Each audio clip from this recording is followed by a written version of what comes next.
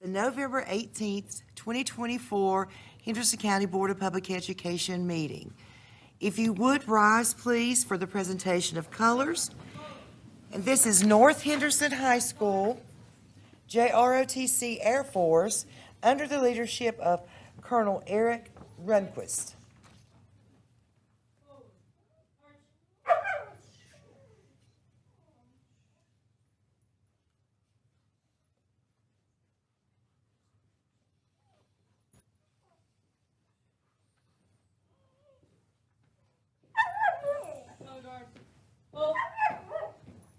Post.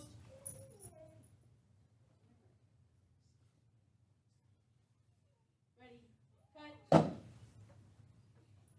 Ready. Face. I pledge allegiance to the flag, Arms.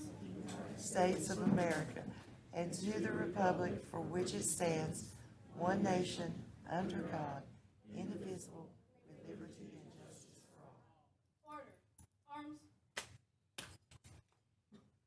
About. Face. Forward. March.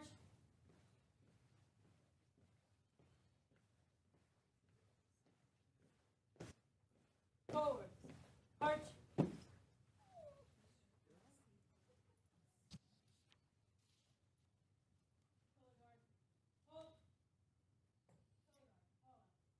Please remain standing for a moment of silent reflection.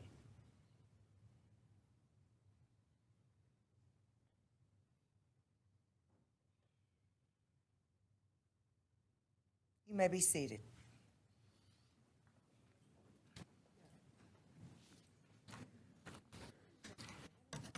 Again, I would like to welcome you to our meeting this evening. We have one board member, Mrs. Sheila Dale, who's joining us virtually. She is currently out of town doing some training with the School Boards Association. And so, Mrs. Dale, can you hear us? I can hear you. Can you hear me? Yes, we can hear you. Thank you for joining us. We also Thank you. have Mr. Bridges, who is not able to be with us tonight, and we miss him and wish him the best and to get better soon. And we will be sending good thoughts and prayers his way. So as we get started, I need take a motion to approve the agenda. I make a motion to approve the agenda as presented. All those in favor, aye. Aye. Opposed? Motion carries. And next, we're to the highlight of our board meeting, which would be our board recognitions.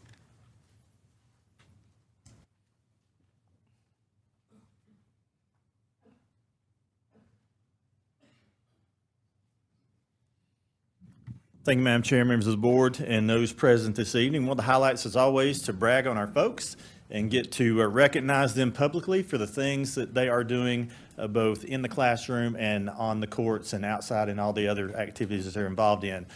First up, we have the West Henderson High School volleyball team. So why don't y'all just pop up here and join me. Volleyball, come on up.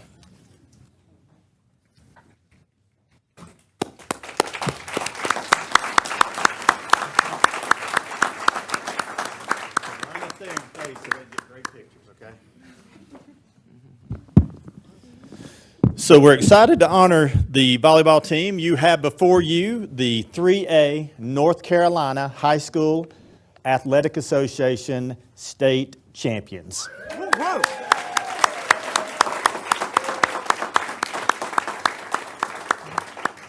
So West Henderson culminated their year with the 3A state championship four-set battle against J.H. Rose, who was the Eastern Region champion. They won. West Henderson was the Western Region champion. They secured a 3-1 victory. We had two individual honors that came out of the match. One is the sportsmanship, the North Carolina High School Athletic Association Sportsmanship Award for the Western Region, and also at the state level, and that went to Malia Humiston. Malia?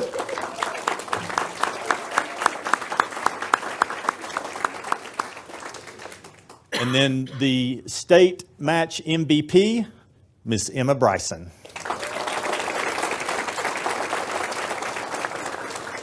So we really want to honor these young ladies this evening, and certainly proud of the job that they did throughout the year. I had a special honor. So for those of you who don't know, I'm on the North Carolina High School Athletic Association Board of Directors, and my tenure was supposed to end in July, but they conned me into staying on for another 2 or 3 years here. And what a treat it was, because I had the opportunity to hand the trophy to these young ladies. I was there in Raleigh at the time and was able to do that. It was very special. Really, it was a great day for Western North Carolina. Polk County actually won the 2A title. We won the 3A title. And really want to thank our coaches, Coach Lawrence, Coach Warren, and Coach Cram, for the great job and dedication and the work that they put in, not just in that culminating match, but all throughout the year and all the thing that it built. And to these young ladies, we're certainly proud of you. I am just as proud with how well you represented the district and how well you represented your school throughout the year, and especially in the state championship game, as much as I am for you winning. Now, you're happier about winning, and I don't blame you for that one. So parents, if you would like to take a quick picture, we would love for you to do that. We're going to have you come over here, and we've also got some other little trinkets to hand out, but it's hard to do when you're right in front of me. So if we can move over for a photo op, that would be awesome. But congratulations once again to the Lady Falcons.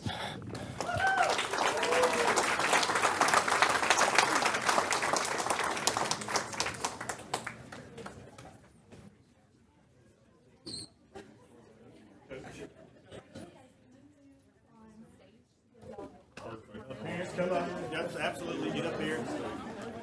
Okay, 2 minutes for that one. Go up there.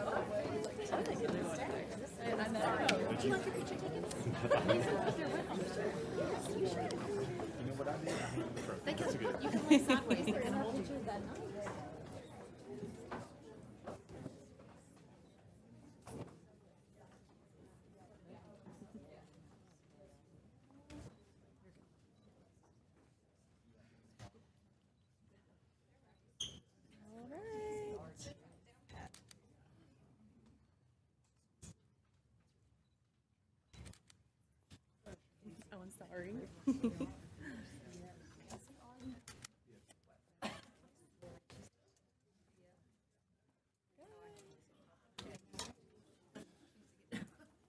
So one of the things that we have added this year as a board and as a school district is we have adopted some challenge coins. So as you leave the stage, we've got a challenge coin for you to commemorate the evening.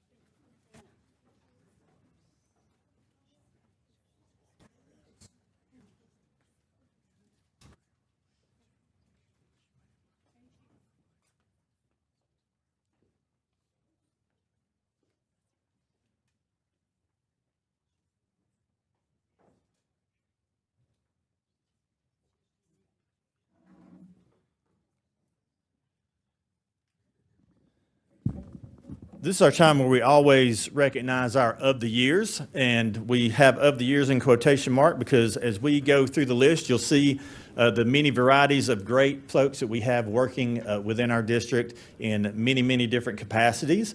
So as we go through the of the years, I will have the principals come up and share a little bit about their person who won an of the year, and if they're not here, I will try to plug in and do the same. So first we have Oak Ridge Elementary.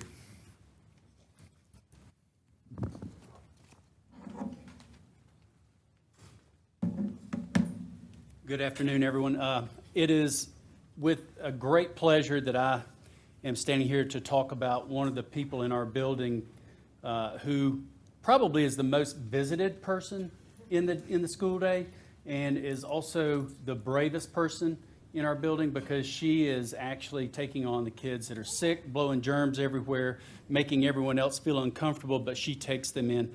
Nurse Bethany Markey is our School Nurse of the Year for Henderson County Public Schools.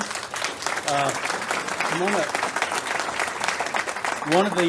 One of the things that makes this award so great is that it's not Upward staff that votes on this because she would be School Nurse of the Year every year. she was voted School Nurse of the Year by her peers, and that speaks volumes for her dedication to not only Upward Elementary, but all students in Henderson County, because it's quite often that she is going to other schools to help them out with their needs. But we are certainly happy to have Nurse Bethany Markey as our school nurse. Congratulations. We want a picture over here.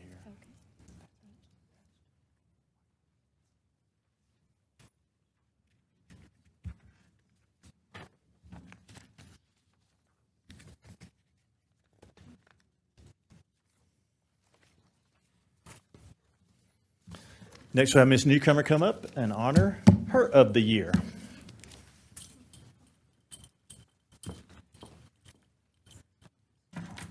So thank you so much. I'm so excited to be here today. Super honored. I actually have 2 of the years that I get to present today. And so the first one goes to Miss Tori Owens. She is the Exceptional Teacher of the Year for Henderson County. If you ever get a chance to visit her classroom, it is the most amazing classroom you could ever walk into. Her students, she never, ever allows their disability to be a problem for those children. And so she sets high standards. They do everything our regular classrooms do. She builds relationships like no other. A lot of her kids she has for multiple years, and they cry when they leave 5th grade. She teaches our 3rd through 5th grade II classroom, which is an intensive intervention classroom. But what she does is they still set goals. They are academic goals. She pushes those children to their limits and beyond. And so it is just an honor to recognize you today.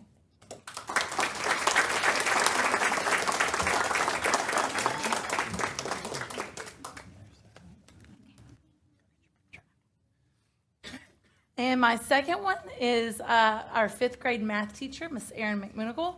She wants to come up. She got Henderson County's Mathematical Teacher of the Year. And so she is an absolutely amazing math teacher. She makes it practical for her students. She rewrites every problem they do that has the students' names in her classroom in it. She creates based on the time of year and makes it practical for kids. They don't even know they're learning in her classroom. But she also has really grown in data-driven instruction, and the way that she looks at data and she teases data to look at standards and to drive her instruction is absolutely amazing. And she exceeded growth this year with her math growth, and that's all because of her hard work that she does with her kids. And again, relationships matter. The relationships she builds with her children. She's one of our most favorited teachers, and when kids come back, they want to come back to Miss N's room to visit. So thank you for everything you do. It's an honor to honor you today.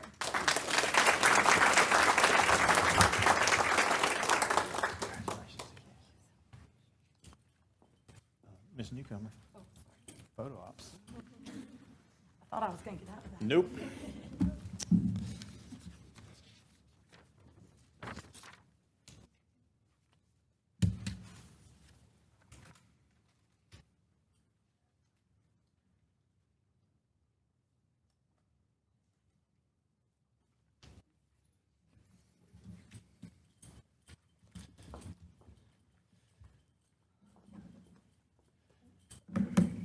Next, we'll honor our Media Specialist of the Year. Mr. Alton is at his daughter's game, so he was not able to be here, so I will be honoring Ms. McVeigh. So the HCPS Media Specialist of the Year this year is Ashley McVeigh. So Ms. McVeigh, can you come on up?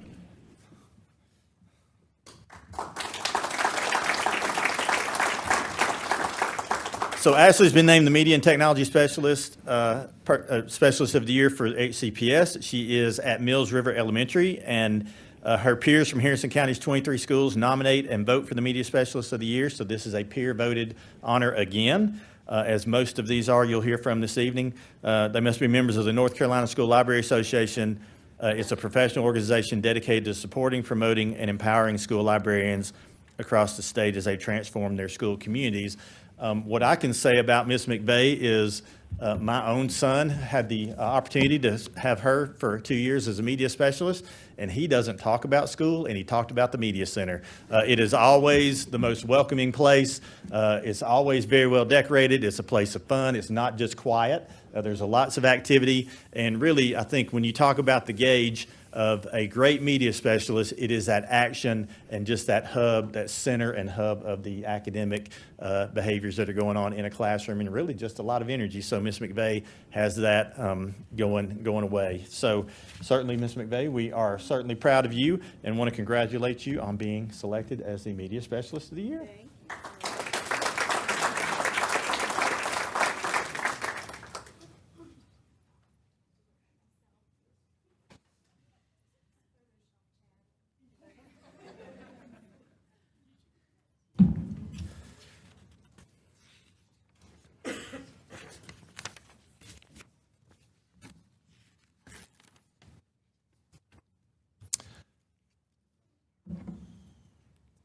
So next we'll have Mr. Manuel come up and talk about a couple of West Henderson teachers who are of the years.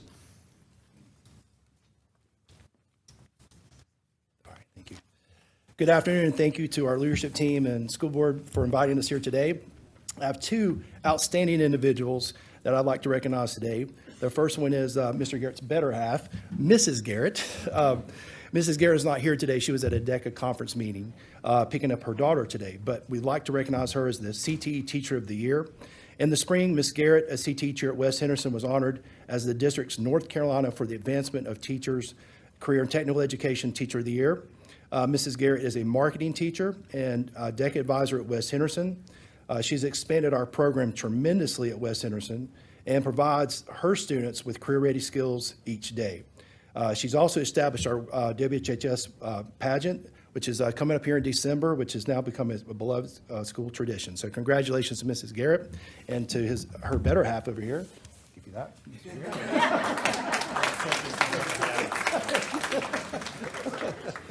So I know this will shock everybody. I've never gotten an of the year, so I will be glad to accept this on my life. And next, we do have Ms. Stepp, and Ms. Stepp is here.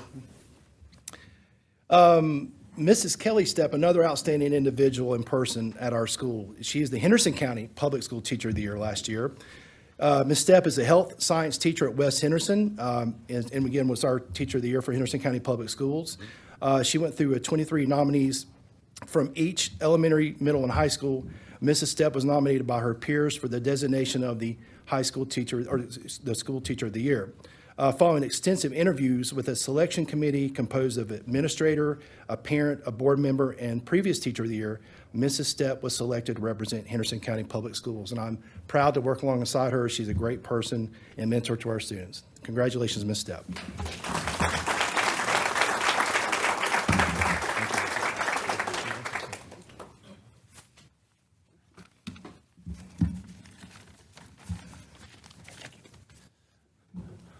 Ms. Stepp also made it through the portfolio process, and have you had your interview yet, or when's it coming up? Thursday. So she has her interview Thursday for the Regional Teacher of the Year.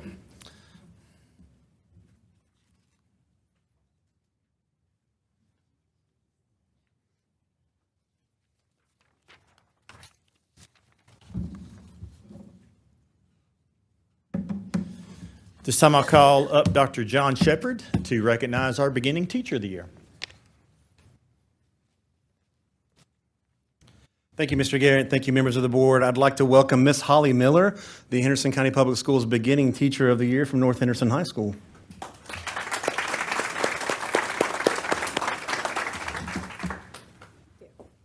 Miss Miller is a fantastic teacher at North Henderson High School. We were blessed to have her and welcome her at North Henderson High School. Beginning teacher, if you remember back, if you're an educator, you remember back to your first few years. It is difficult, and Miss Miller has done an exceptional job as not just a classroom teacher and growing there. She takes feedback very well. She works together and collaborates in her professional learning community very well. She is right in there with the students no matter where she's at, no matter what level, freshmen, juniors, seniors. She's involved with our clubs and our leadership teams. She's at athletic events. She spends a lot of her time, I think she's got a sleeping bag and a cot in the back of her classroom there. She is just a wonderful teacher. And the thing I'm most excited about Miss Miller is the fact that sitting here and reflecting on her and her year with us now and continuing on to grow even further this year, as I have no doubt she'll have many more of the years in Henderson County and serve our students and our community for a long, long time. Congratulations, Miss Miller. Yeah, absolutely.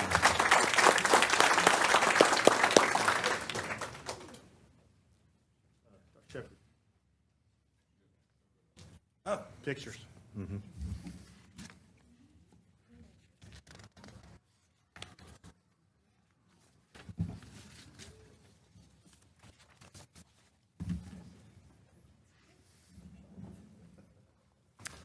Just hang out up here. The final recognition we have this evening is for Dr. John Shepard, who was named by his peers, selected by his peers as the HCPS Principal of the Year.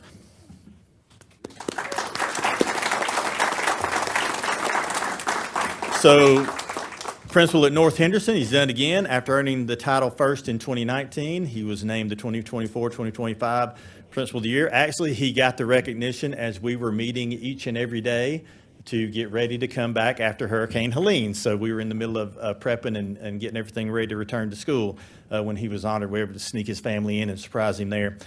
Each school year, the Principal of the Year is nominated by and voted on by his or her peers. The other 22 principals in the district giving special recognition and significance to this. And Dr. Shepard does an outstanding job at North Henderson. How many years now? Going on 12. So 12 years as a high school principal, which is like 87 years in normal human years or in education. So they won't let me give you that much for retirement, John, but I would love to if I could. But just really can't say enough about how he personifies how to love purple and live gold. That's their motto there. A lot of the leadership stuff that we do in the district, they have spearheaded at North Henderson High School, along with a great staff there, and really pushing students out front and allowing them to lead. So we're excited to see, have Dr. John Shepard named as our Principal of the Year. He does go on now to the regional competition, and we signed that portfolio and sent it in last week. So we've got a certificate, and then we've also got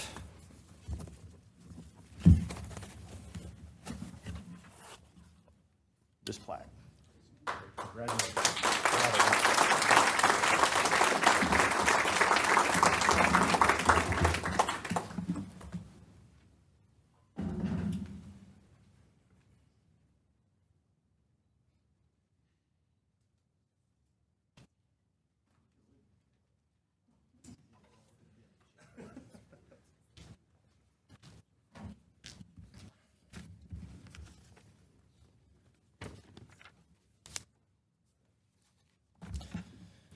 So this is every 4 years or so, we have an interesting time that we have to stand before you when we have some board members who will be leaving us. So we have two tonight who we would like to honor.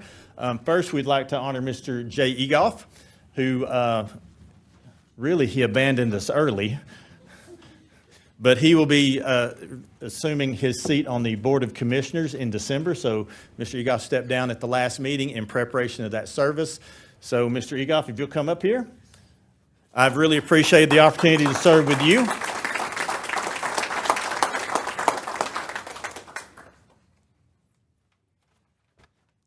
And Mr. Egoff did 6 years? Yes, sir. Almost. No, it was 6. Almost. This meeting would have been 6. Okay, 1 month short. Of You did 6. 5 years and 11 meetings. But I was here the year before in 17, out here. Doesn't count, but anyway, 5 years and 11 meetings. And what I really appreciate out of Mr. Egoff is his heart for doing what's right in the community. Of all the folks that I've served with, each of them have their own different personalities and their own things that they really love and the things that they champion. Mr. Egoff wants to see this community improve and really does not have an agenda in doing that. And that's a rarity in this business and a rarity anyway with humans. One of the things that we have for you, and I think this is a tradition that Mr. Craven actually started, is we have a gavel to honor your service as chair. Thank you. Thank you. And then we have Cheetos and Coca-Cola and popcorn. There we go. That's what I want. That's what I'm looking for. Because the fact that you transitioned off is going to save us a lot of money in Cheetos. So But thank you, sir. We wish you the best. We are going to miss you here, but we certainly wish Well, you the I might- best on your service as the Board of Commissioners. I might hang around because I think there's some Cokes up in your office. Yeah, there are, I'm sure. Yeah. Some cold ones. Thank you, guys. Congratulations. Thank you. Ms. Caskey, if you'll come up, please. Ms. Caskey is finishing her term. She selected not to run for reelection. What I can say about Ms. Caskey is she loves kids, and she has a heart for kids, and she really wants to champion a lot of folks who don't always get the recognition or aren't always looked at first when we think about doing things as a society. So as a superintendent, I cannot thank you enough for all that you have done and all the time that you put in championing kids. So she did select this as her gift, and I think that might have something to do with being a new grandparent. So I think you chose very wisely, but certainly we thank you for your service. I've appreciated the time that I've had to serve alongside you, and we know you'll continue to champion Henderson County Public Schools in the region out loud and out proud. So thank you and congratulations. Why don't you sit down a second? We'll take a...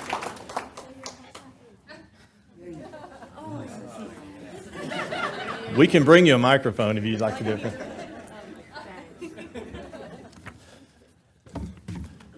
And Madam Chair, I'll step aside. If there's anything you all would like to say to your exiting board members, I will be glad to take my seat. And we certainly congratulate everyone we were able to honor tonight. So thank you. Thank you, and congratulations to all the winners tonight. Board members, thoughts, ideas you want to share about Mr. Ecoff and Mrs. Caskey as they are saying goodbye? I think y'all already did last meeting.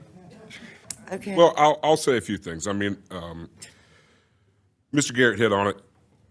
Jay has no agenda. He comes in, he really tries to do what he feels is the best, and I look forward to working with you up the street and what we can accomplish as the two boards together. It's been a pleasure to work with you. And Mrs. Caskey, it's been a heck of a 4 years. We've done a lot in those 4 years, from COVID to everything in between. And I tell you, you're steadfast in your determination in doing what you feel is right. And I really, really, really respect that. And I'll miss you being on this board.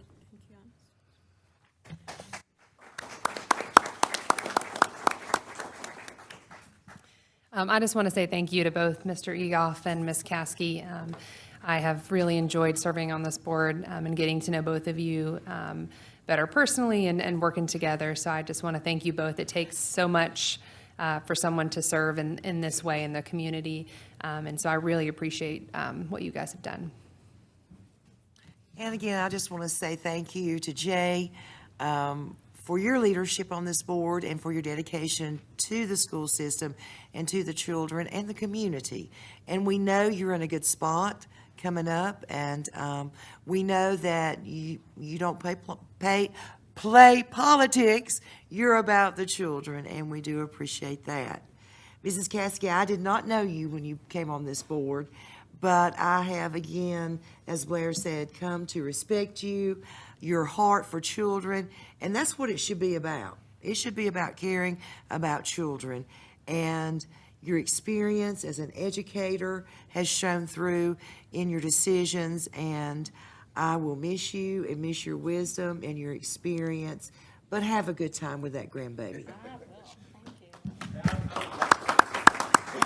Come on. Sorry. We ran together, and I'm not going to say this. Can y'all hear me? You gotta do this. No, I don't. There you go. All right, so we ran together it was 100 years ago. 18, Yeah, right? yeah. And I remember going to the Asheville radio station and going to all the debates and everything. We were on different sides of the aisle, but, you know, when it comes to the children and the kids of Henderson County, there really is no right or wrong side of the aisle. It's all one for the kids. But you did not get on in 18 and ran again in 20. And, you know, I just want to say if I don't know if I would have been defeated if I would have ran again. But so good job with your determination, and you truly wanted to do better, and that's why you did run again, and you won. So I do recognize that, because I did run with you in 18, and you didn't win, and you ran again in 20, 2 years later, and did win. So I really appreciate your determination and everything you've done for the kids. So Thank you. good job. Thank you, Jay. I'm gonna turn it off. Oh, well, I will. And I would just love to say, first of all, one of the most important things you do on the school board is to hire a superintendent. We obviously did a phenomenal job. I mean, as the hurricane has proven, but even long before that, we knew that Mr. Garrett was incredible. The leadership team, I just have never seen people who work as hard and care as much as the people on our administrative team. You guys are just incredible. I mean,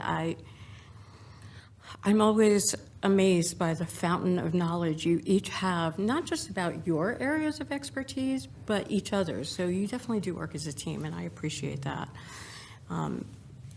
Past members and current members, you're incredible. I mean, coming into this during the pandemic was interesting, and I think if there was an of the year, I might have gotten like the most unpopular school board member of the year my first year, and that's okay. There have been other winners, so that's all right.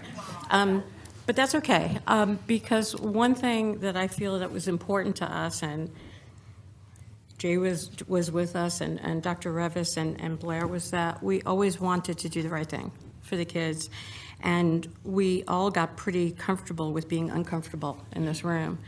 And the only thing that I would recommend to future board members is just stick with doing what's right, not with what people are saying about you on social media and the newspapers. I mean, this is all about the kids, and that's why we all work together so well, because we've taken off our hats and said, this is about the kids. So thank you guys for letting me serve. This is an amazing school system, and I'm excited to see what you guys continue doing. Thank you.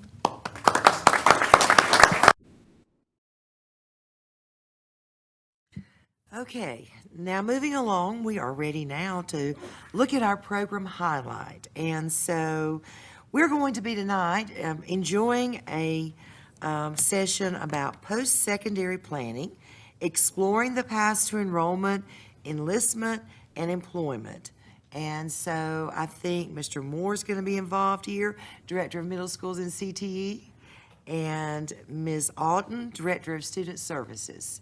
Welcome, guys, and thank you for all you do. Thank you. And there, as you see, there are going to be a few more people involved. I'll introduce them in just a moment. But good afternoon, ladies and gentlemen of the board. I appreciate the time to talk a little bit about this. And this afternoon, we'd like to highlight for you how we are refocusing our efforts on facilitating planning with individual students about their post-secondary lives.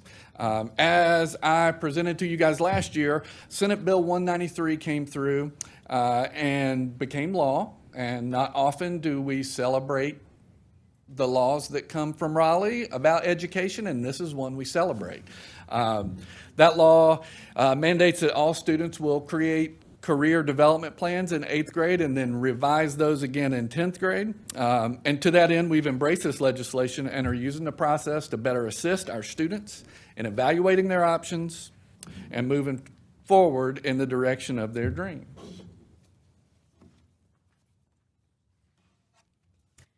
Hello there.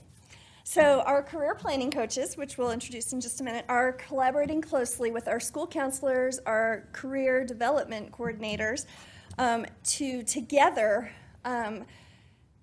work on not only the academic planning, but the career planning for our students. And so to ensure that all of our students are well prepared for their next steps, whether that means pursuing enrollment, enlistment, or employment, we are willing to work with them as a team to make sure that they all get what they need. All right. And through the work of our grant-funded career planning coaches, again, I'll introduce them in just a moment, students are embarking on a process when they enter middle school in which they will evaluate their own strengths and begin to assess which careers might be best suited for them. Over the course of middle and high school, they will go through several phases of planning: self-exploration, early planning, secondary alignment, and career preparation. And to give more info on the work occurring in these phases, I'd like to introduce our 3 career planning coaches, Ms. Ann Hafer, Ms. April Ricketts, and Mr. Michael Bartley. And since Ms. Hafer, I'm sorry, yeah. They're great, and they're doing awesome work with kids. Since Ms. Hafer works with primarily middle school, we're going to begin with her. Good afternoon, board members. In August, the 3 of us, the 3 career planning coaches, went to all the middle schools and conducted assessments with our students where the students answered questions about their interests, their personality, what their personality is like, and their work values. Based on those assessments, we are now conducting individual meetings. So I'm meeting with the middle school students, the others are meeting with the high school students, which they'll talk about. During these individual meetings, we are talking to the students about their career plans and having them select their top 3 career choices. We are talking to them about college opportunities, if they're going to college, which colleges they might want to consider. And for the college-bound students, we also introduce them to the concept of scholarships and how they might find funding to help pay for their education. Next slide, please. During our one-on-one sessions with the students, I talked to them about, for the middle to high school transition, what sort of courses, once they have decided on their likely career paths, what sort of courses they might want to take in high school so that high school will be more meaningful, more productive, and get them ready for that transition to their future lives.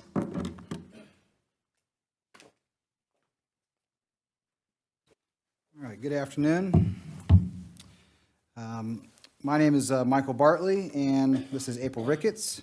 We are the high school career planning coaches, and we work with 10th graders to help them revise their post-secondary plans that they've already started in 8th grade. To start this process, we bring the students together in a large group, typically about 30 students. We go over their, during this session, we do their several assessments, personality, interests, and work value assessment. These tools help the students learn more about themselves, about their strengths, interests, and their values. It also provides some insight to potential career paths and educational opportunities that align with who they are. These assessments are a crucial part of the process because they allow us to help students explore different options. Those options including enrollment in post-secondary education, enlistment after graduation, or employment after graduation. And once the large group sessions are complete, we schedule individual one-on-one meetings with each of the students to revise their plan and for more personalized guidance. And explain more about the one-on-one meetings, Mrs. Ricketts. So we utilize the data from our group sessions to inform our individual conferences with students.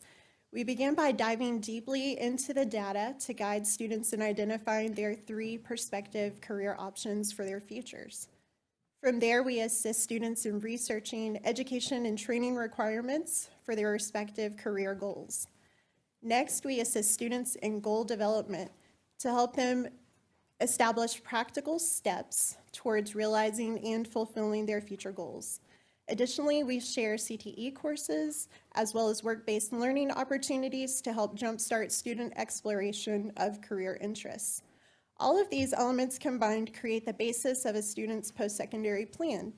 And here to share more about how we support students with a transition to the post-secondary world is Shannon Alton.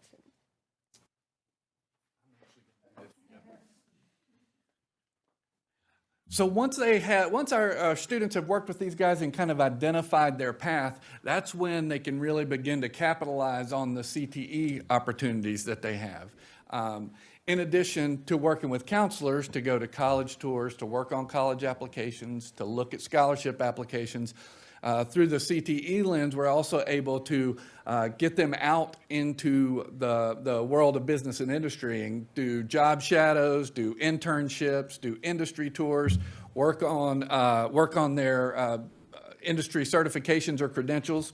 And all of this work goes to prepare for the careers that they have identified for themselves that they want to pursue. And this is a really awesome opportunity. I've said this a bunch, but I think marking something off the list is almost as important as identifying an interest. So oftentimes we mark things off the list, but that's okay because it's narrowing down what it is that they want to do.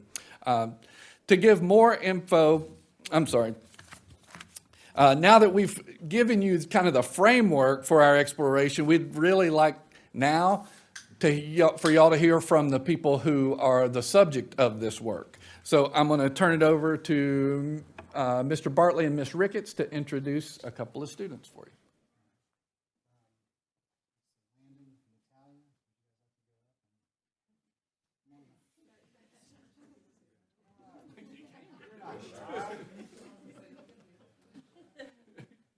Both of these students are from East Henderson High School.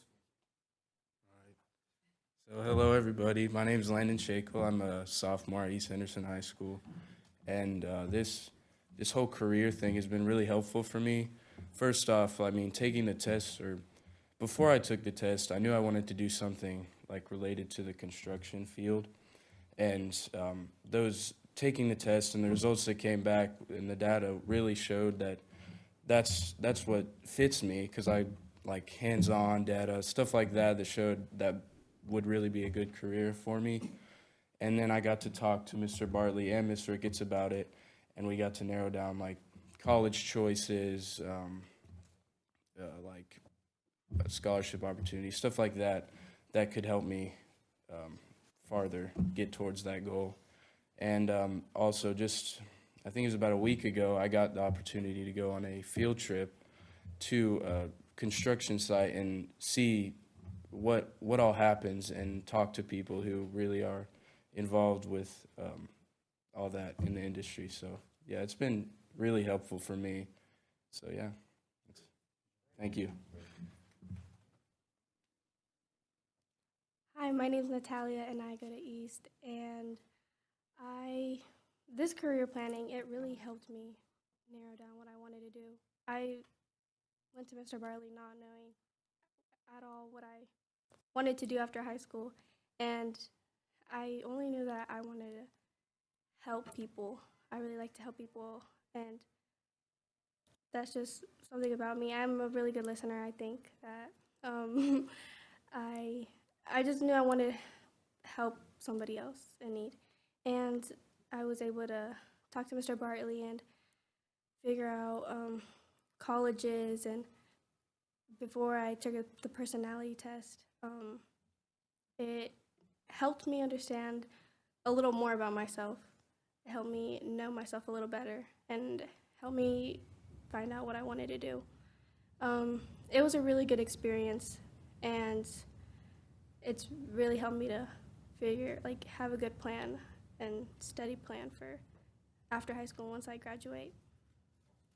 Yeah.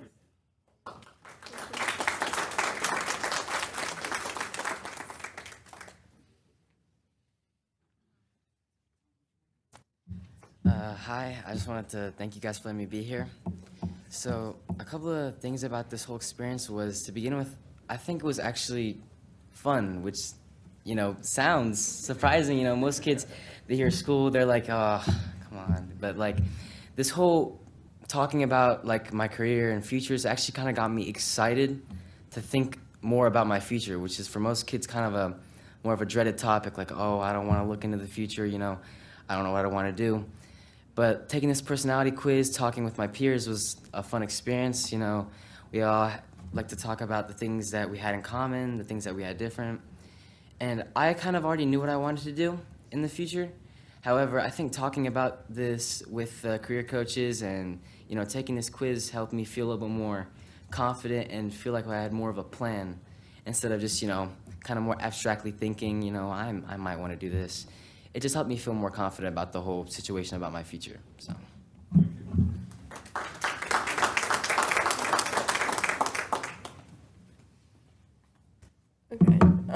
Hi, my name is Merritt Bandy, and I go to Hendersonville High School. And when I found out that the career counselors were coming to my school, I was excited about exploring my career path.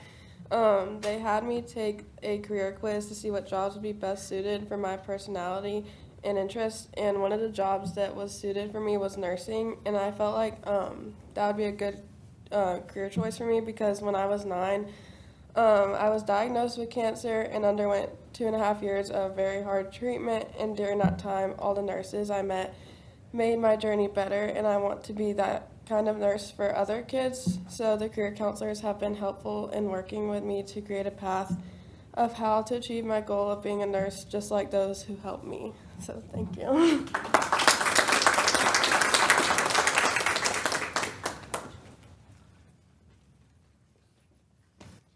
Hi, my name's Aurora. I go to West Henderson High School, and going into this program, I already had a little bit of an idea of what I wanted to do. When I took the personality test, it said I was a very artistic individual. I love creating, I love entertaining, I love performing, and thus that made me want to be an actor when I get older.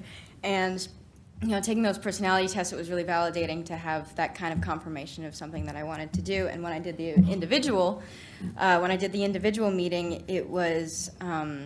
Like I said, I was already pretty certain on what I wanted to do, but I actually ended up choosing 1 or 2 occupation choices that I didn't originally think would be, for me, because I love performing, but I also love writing. So I want to be an actor, but I could also do reporting.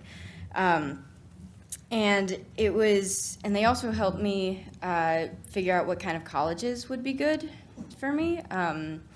And I already had a few choices, but they helped me kind of rearrange those choices depending on, my career choices and my interests, and that was really, really good to have too. And I just think that it was really nice to finally sit down and talk about that to someone and make it a little bit more easier to have a starting point to go off of, so I can be a little more certain of what I want to do in the future. So thank you.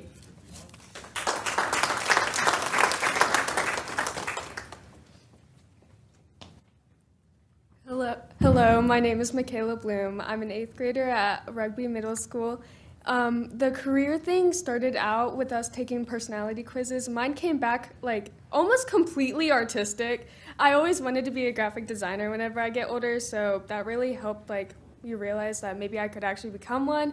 And then whenever I went one-on-one with Miss Hafer, she helped me organize different jobs that I could have in the future. So graphic designer was obviously at the top. Animation assistant or director was near the bottom, and then there's other ones in between. She introduced me to new colleges that deal with art that I had never heard of, and now I'm actually considering. And then she introduced me to different scholarships that can help me go to these colleges. And this really I'm really happy that we're doing this program because I didn't want to go to high school because it feels like I thought it was going to be a waste of time because I want to be an artist. Math and reading doesn't involve with that. and so of course but now I might actually be able to take classes that can help me become one, which I'm really excited for. Thank you.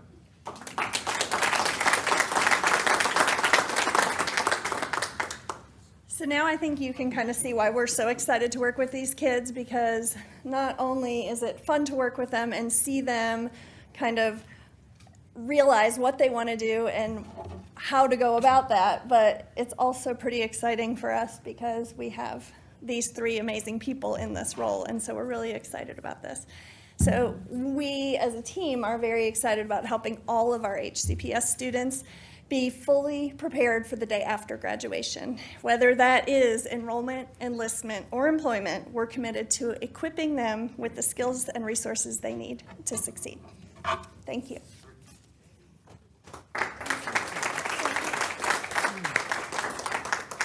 Board members, any questions, comments? Mr. Moore, you said this was a grant? Yes, ma'am. Well, so these folks are employed from a Dogwood grant. Yes, ma'am. Great. And that's an advantage that our district has that others don't right now. Across the state, largely, people are trying to do this with counselors only. And I think the kids of Henderson County are at a tremendous advantage because of the work of these three people. So one of the things that happened is this was in the works before the state law came in, is looking at how do we talk to kids about careers, career options, how do we connect folks in the community with the career options that are there and let kids learn about things that they wouldn't have a chance to otherwise.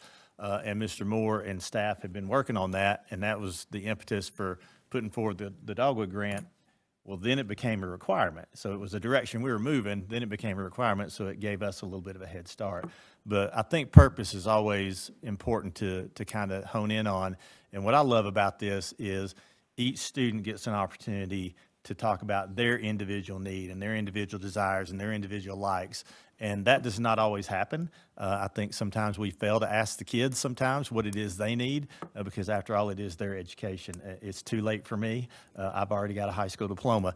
But the other part is too, as they think about all the things that are in high school and the different options that they have to choose from, 16 of their courses, if you go to a block school, you don't have a choice on. And 16 of the courses, if you go to Hendersonville, you don't have a choice on. The other 40 to 50% is up to you to take. And by touching base with them in 8th grade, you come back in 10th grade and say, is this still what you really want to do? Because we know at 14, your thought process is much different than at 16. And we're not saying that they have to go into these, but really just giving them an idea of how school connects, like math and science and reading. It actually does connect to art, especially graphic design. So you're absolutely right about that. And what it does for those students is to let them see there's a method to the madness of going through the algebra, math 1, math 2, math 3, by taking physics or taking calculus or some of those things that go in. So certainly proud of the work that's been done, proud of the vision that this district had, and certainly appreciate our students for coming out and sharing, because these are never as impactful as when you show up and talk to us about how things are going. So thank you. I've got a quick question. How does this work in conjunction with the program that we're doing at East and at Flat Rock? Pathfinder. So the Pathfinders is actually working with 7th and 9th graders this year. Gotcha. Okay. So it's spreading, it's kind of talking about their progress and their community, not only in the community, but also thinking about career, thinking about academic coaching, thinking about those things. So really, by having that come in the East feeder zone this year, those students, you're covering 4 different grade levels. Sure. So you're covering 7th grade, 8th grade, 9th grade, and 10th grade. Okay. So it's not the same program, but it actually will absolutely work in conjunction. Okay. Thank you. Thank you, and thank you, students, again for coming out this evening and sharing your experiences and your story.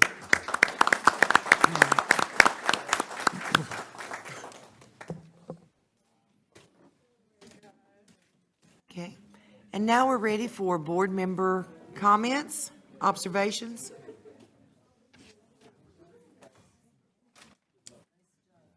I'll just take a quick second and just say that I love this time of year. I really like to reflect as Thanksgiving's coming up, and I just want to say how thankful I am to be here, to be in this position that we are in.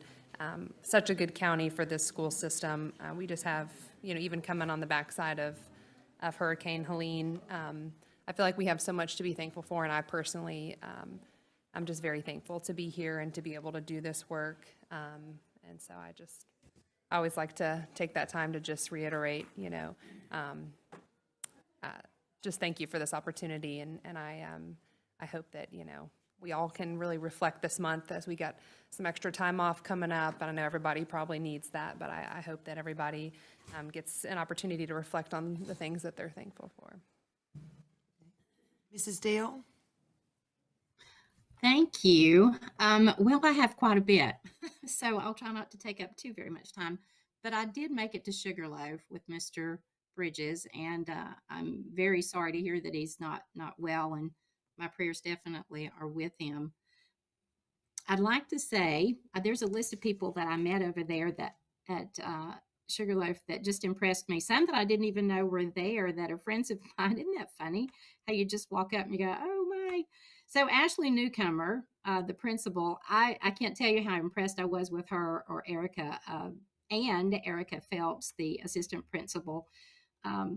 as we walked around and saw some of the things that were going on in the classrooms, Kelly Cranford, the instructional coach, was extremely informative for me, and I was really impressed with the U-Fly curriculum that they're incorporating with the students, and how it's propelling the students literally from a place where there's a tad bit of a deficit, literally pushing them forward to empower them to succeed.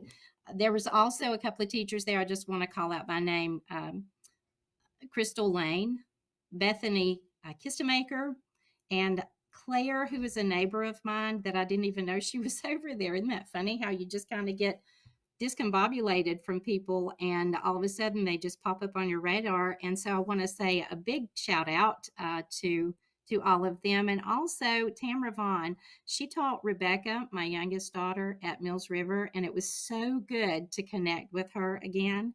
And then Sally Gilbert, who's also a tutor, volunteer over there, and Aubrey James, Miss Newcomer's mother, was amazing. And I walked in and saw one of my cousins there, Karen Freeman, who has been with Henderson County Public Schools for 45 years. And hopefully retirement is in the cards for her before long. I want to give congratulations to Toy Owens. When we walked in her classroom, her coworkers and administrators were shouting her praises before we even got into the classroom. And when we got in there, I realized why. The room was just so peaceful, so calm. And one statement was made that if they get, by one instructor, that if they get a little discombobulated, they come in to her room just to calm down. And of course, Bethany Marquis, the school nurse of the year. Miss Aaron, the math teacher at Sugarloaf. I can't say your name, but I did witness your class, the math problems, the word math problem. I was really intrigued at the way you taught that. And of course, Miss Ashley McVeigh, Miss Allison Garrett. Thank you so much for what you do with DECA and the CET program. Miss Kelly Stepp, Miss Holly Miller, and Dr. Shepard. I just want to say thank you that we have such a broad, amazing professional group of people that I'm so proud to work right along beside of and just to watch. This program, the Highlight program, the career path instructions, I think this is amazing. And how does it line up with the Henderson County Pathfinders? Watching the kids, this was our second meeting with our kids at East, and being able to see their the deficit and just watching them choose their career. I'm just so excited for the children of Henderson County. This is really a big plus for us in a tremendous, tremendous way. And I just want to say thank you to the principals that put forth so much effort to take care of our students, to take care of the teachers that don't sit in the back room. They're out on the field with them, so to speak. And I just want to say thank you to all of our instructors. I am really honored to be in this school district. And Miss Caskey, I just want to say thank you and congratulations from being made a member of the grandest club ever. Thank you, Mrs. Dale. Anybody else? Okay, now we're on to public comments, and our first person to speak is Cher Silvius. I hope I'm pronouncing that last name correctly. And remember, you have 3 minutes, and Cher wants to talk to us about the election symposium at Hendersonville High School. Welcome, Ms. Silvius. Well, thank you. Thank you for having me. And I'm just want to say that I am very excited for this post-secondary planning. I was the person in high school that did not like being in high school, even though I went on to college. But it was great for students to have purpose. And so I'm grateful this program is coming forward. One of the things that I wanted to highlight, as I had opportunity to attend and watch the election symposium that happened, which that too, I was very excited to see happen because I think hands-on is very important for our children, to be a part of the system that they are going to be a part of. One of the things that were highlighted in this election is on a federal, state, and local level was how the school system and the influence of the school system, particularly, and some people may disagree with this, is the woke ideology that some people are bringing forward in our school systems. I'm not saying that it is happening here, but I think that it's something that we need to be cautious of and aware that some people who have different ideologies as teachers may bring this aspect of themselves forward. In this symposium, the vote went to Kamala Harris, 344 votes to 144 to Trump. I was able to see some of the propaganda posters that were created by the students, which majority of them were for Kamala Harris, and most of them were for pro-choice, for the right for abortion. They were pretty explicit posters, propaganda posters that were created that I felt were, yes, there are issues that we're dealing with, but I felt like the amount of them that were present was a little off for society today. So I'm curious if there was any influence through the school system that helped prompt that to be such a strong issue. And again, I know that it was based off of a poster or a article from BBC, according to the art teacher. So I just would like to make sure that students aren't being encouraged or slanted by anybody's personal opinions. Thank you, Ms. Silvius. Thank you. Our next speaker is Carol Cannon. And Carol is going to talk to us about the Pathfinders program. Good afternoon. When I was led to talk about the Pathfinder program today, I mean, it was just a nudging for me, and I'll be going over time because I'm expounding a bit on this. But I had no idea about the career planning presentation. So this shows how the Pathfinder program will complement the career planning. But I want to thank you for the support of the program, of the Pathfinder program, because the purpose of this program is to reduce the number of disconnected young adults in Henderson County. And these are individuals between the ages of 16 through 21 who are neither employed nor in school. And so the Pathfinder program is to address that issue. And the goal is to provide one community mentor for every 7th to 12th grade student in Henderson County Public Schools. And the pilot program was just launched in September with the 9th graders at East Henderson High. And the launching with the 7th graders of Flat Rock Middle was delayed until December due to Tropical Storm Helene. And I am privileged to serve as a community mentor this year. I feel I've met first with the 5 9th grade students assigned to me in September. And I told each of them that the plan is that I will see them for 15 minutes, 4 times a year until they graduate. And you would be surprised at the look of glee and amazement that the students had that this person will have my back throughout my high school career. And just their reaction, just that first time, was wonderful. And the students come from a variety of backgrounds. Some are excelling in their honors classes. Others are struggling with Math 1, algebra. Some had family members who were strongly impacted by Helene. Others only dealt with the inconvenience of being without power for over a week. And how many of you know about that? But they had a chance to talk with somebody one-on-one on that. And I've been surprised at the honesty and openness of the students. And part of the goal of Pathfinders is to work with the students to follow the path that they've developed with a career planning coach. And so part of what it is that we check their attendance and grade record at each time we meet with them. And when their record raises a concern, we talk about it. One student told me, well, I haven't turned in all my homework. And she told me how she planned to address it. Another guy told me that he'd been suspended, which is why he had all these absences. He brought a can of dip to school, and he's learned not to do that anymore. So I am grateful for the Henderson County Public School System for the opportunity to serve our community in this way.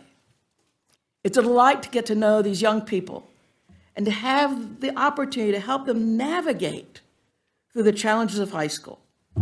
It only takes a half a morning a week a month, and it's based on my schedule. It's time well spent, and I thank you for it. Thank you, Ms. Cannon.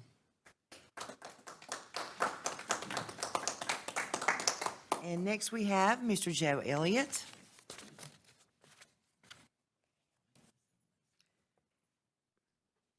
And Joe is going to address 2025. Good afternoon. Mrs. Caskey, Mr. Egoff, thank you both. Changes promised by the incoming administration in Washington via Project 2025 needs to be a high priority topic of discussion by the new Henderson County School Board of Education over the coming months. Our incoming state public school superintendent is a very capable leader who deserves our total support combating the threat from Project 2025. The education section of Project 2025 calls for transitioning Title I to a no-strings-attached block grant administered by state education departments, which could allow the funds to flow directly to parents in the form of education savings accounts to be used for private schools and other educational expenses. The end goal is to phase out Title I completely. Title I is currently used to support low-income students. How does the Henderson County School Board plan to address the financial gap? How do we support the vulnerable group of students most affected by the changes to and eventual loss of Title I? Individuals with Disabilities Education Act, IDEA, like Title I funding, will become a no-strings-attached block grant to states under Project 2025's proposal. Currently, IDEA currently covers 40% of the state's special education costs. This is another particularly vulnerable group of students. I have absolutely no faith that our current North Carolina General Assembly will take any remedial action to protect these affected student populations. One of the authors of Project 2025 characterizes school meal programs as, quote, some of the most wasteful federal programs in Washington. Does this person realize that the only meals many of our students get every day occurs at school? Project 2025 also proposes a federal law to require school staff to out LGBTQ students to their parents. That's totally inappropriate. Head Start and SNAP will likely be on the chopping block as well. While these programs do not directly affect school funding, they do impact the student preparedness of young kids. Loss of these federal funds will increase the likelihood that kids will come to school hungry and poorly prepared to learn. This is a deliberate attack on multiple school communities that are least prepared to fight back. It is driven purely by greed for power and money. This needs to be the primary focus for the new school board. Our kids, all of our kids, deserve the support of all Henderson County citizens. We cannot let the culture wars distract us from the fight with legislators in Raleigh and Washington. Let's focus on securing adequate long-term funding for our schools. Thank you. Thank you, Mr. Elliott. And lastly, we have Mary Hardval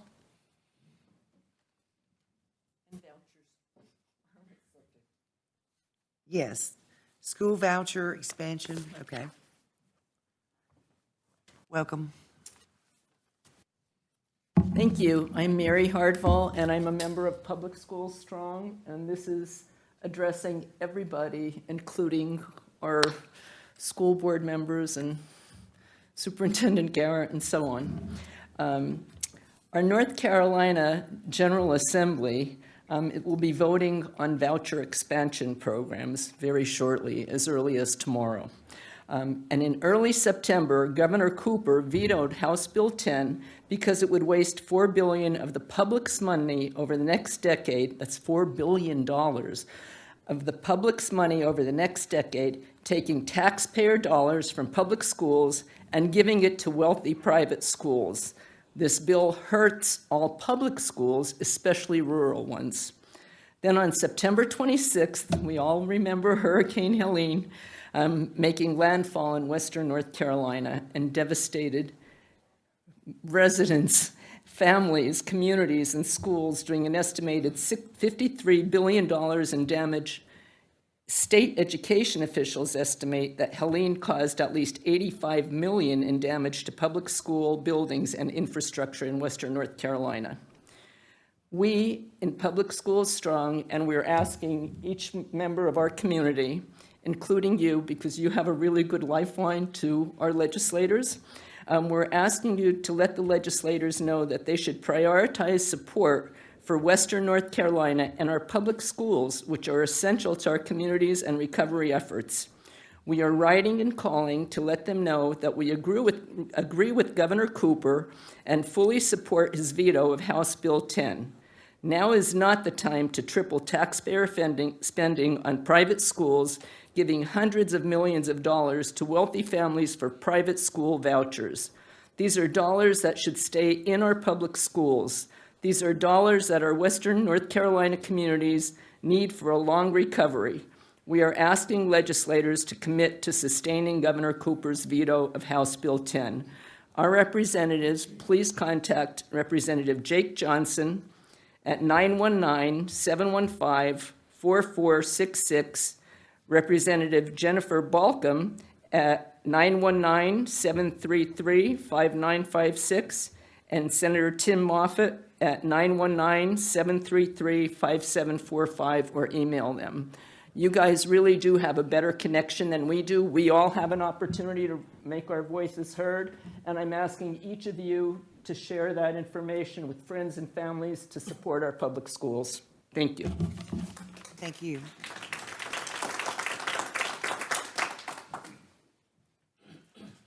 Okay, now we're to our consent agenda. I'll take a motion to approve the consent agenda. I make a motion to approve the consent agenda as presented. Any discussion? All those in favor, aye. Aye. Opposed? Okay, motion carries. And now, You heard Ms. Dale? yes, I did. I heard Ms. Dale, yes. And now, was it a delay? Was she saying yes? Yeah, that's what I'm gonna make sure you heard. Oh, yes, okay. Sheila, that was an aye for passing that, correct? Consent agenda? It came in a little late. I don't know if there was just a delay. It was a yes. It was a yes. Okay, thank you. Correct. Thank you. Thank you. All right, now for old business. We're first going to talk about our low-performing schools.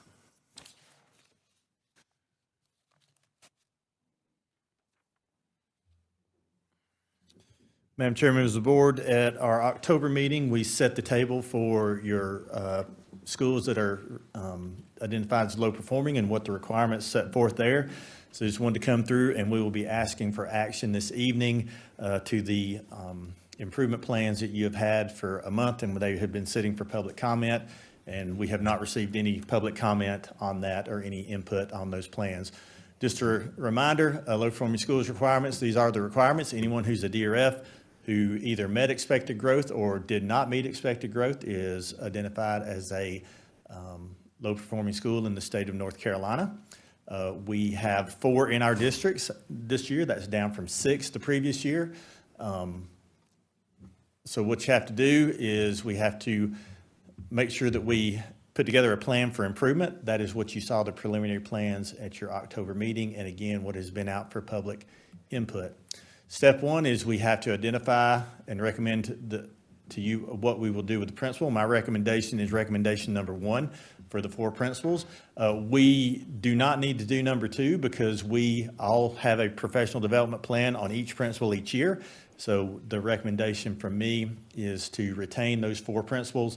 They began working on their improvement process before last year even ended, and they have continued that process as the data has become available. The most recent data is the EVOS data that was released within the last month, since the last time we were together, both on our teachers and our students. So we have a delay in what our school reporting is to what our individual teacher and student reports are. And the instructional services team and the principals are working on that data right now. But this is step 1, so the recommendation is to retain those 4 principals. Step 2, we shall submit a preliminary plan for improving both the school performance grade and the school growth score, including how we in the central office will support this work. One of the things we'd like to remind you is as you look at these improvement plans, there is a member of the instructional services team who meets is assigned alongside each school's school improvement. So that is spread out, and especially true with our ones that are designated as low performing. So the preliminary plan is what you saw in your last meeting and what has been available. Those plans for improvement, again, are for Apple Valley Middle, Dana Elementary, Edneyville Elementary, and Hillendale Elementary. Parent notification has taken place. This goes out from the school level, letting them know that the school grade, and that is also available on the website for anyone who ever wants to jump on and see that. Step 3, within receipt of the preliminary plan, you shall vote to approve, modify, or reject each of those plans. So that is why I am standing before you this evening. So you've had the plans here, and this evening we are asking for your approval, modification, or rejection of the plan. It would be the administration's request that you approve those 4 plans. Once that final approval is granted, if you do, we will submit the necessary paperwork to the Department of Public Instruction, and we will continue the work that has been going on, or really has been ongoing since the summer. We will submit that plan within the 5 days of your approval. The reason we're a little bit earlier or a month earlier this year is how that calendar falls. So we wanted to get the approval in November so that we would have ample time to get it into the state by the deadline. So I'll be glad to entertain any questions that you may have. Again, I think what's important to note is the preliminary plans that you received in October and the ones that they've been working across all year have not had any input from the public and not had any comments at all. So we endorse those plans and would ask that you approve those this evening. So you're looking to approve this under new business item A? So those are all the school improvement plans, so it's 2 different steps. Yes, sir. Okay. So that's important to note. So tonight is school improvement night. These are when the school improvement plans are due anyway. So rather than do, we need separate action on this one so that we can show that we have met those requirements for these 4 schools. So we would ask that you approve these school improvement plans, and then the others you will approve will be the balance of the 18 schools that aren't approved, or the 17 schools that aren't, no, 18 that aren't approved here. 19, Chair will 19. entertain a motion to approve the school improvement plans for Apple Valley Middle, Dana Elementary, Edneyville Elementary, and Hillendale Elementary School. So moved. Any discussion? All those in favor, aye. Aye. Opposed, likewise? Okay, motion carries. Thank you. Thank you. We'll get the paperwork submitted, and then I will segue, or allow Dr. Marlowe to segue up here to talk about the school improvement plans.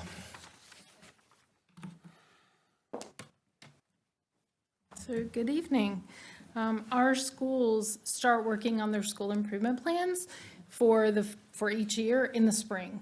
So that includes thinking about how their plans went for the current year, bringing in their teams over the summer, and deciding whether or not they're going to keep certain goals, or if they just want to revise them, or if they're going to pick new ones. And that is a real challenge when student data starts coming in May or June, but doesn't finish coming in till, well, last week we had some student data coming in, so it can be a challenge. That's one of the things that we really like about NC STAR, is it allows them not to have a static plan. They can go in at any time and address anything that they see. They create action steps for any of the goals that they have, and if they find that certain action steps have already been met, they can create new ones. It's one of the things that we love about NC STAR. It truly makes school improvement planning live. And we are encouraging all of our teams to just have a standing item during their school improvement meetings that they revisit and get updates on how those action steps are going and how those goals are impacting the actual day-to-day business of school.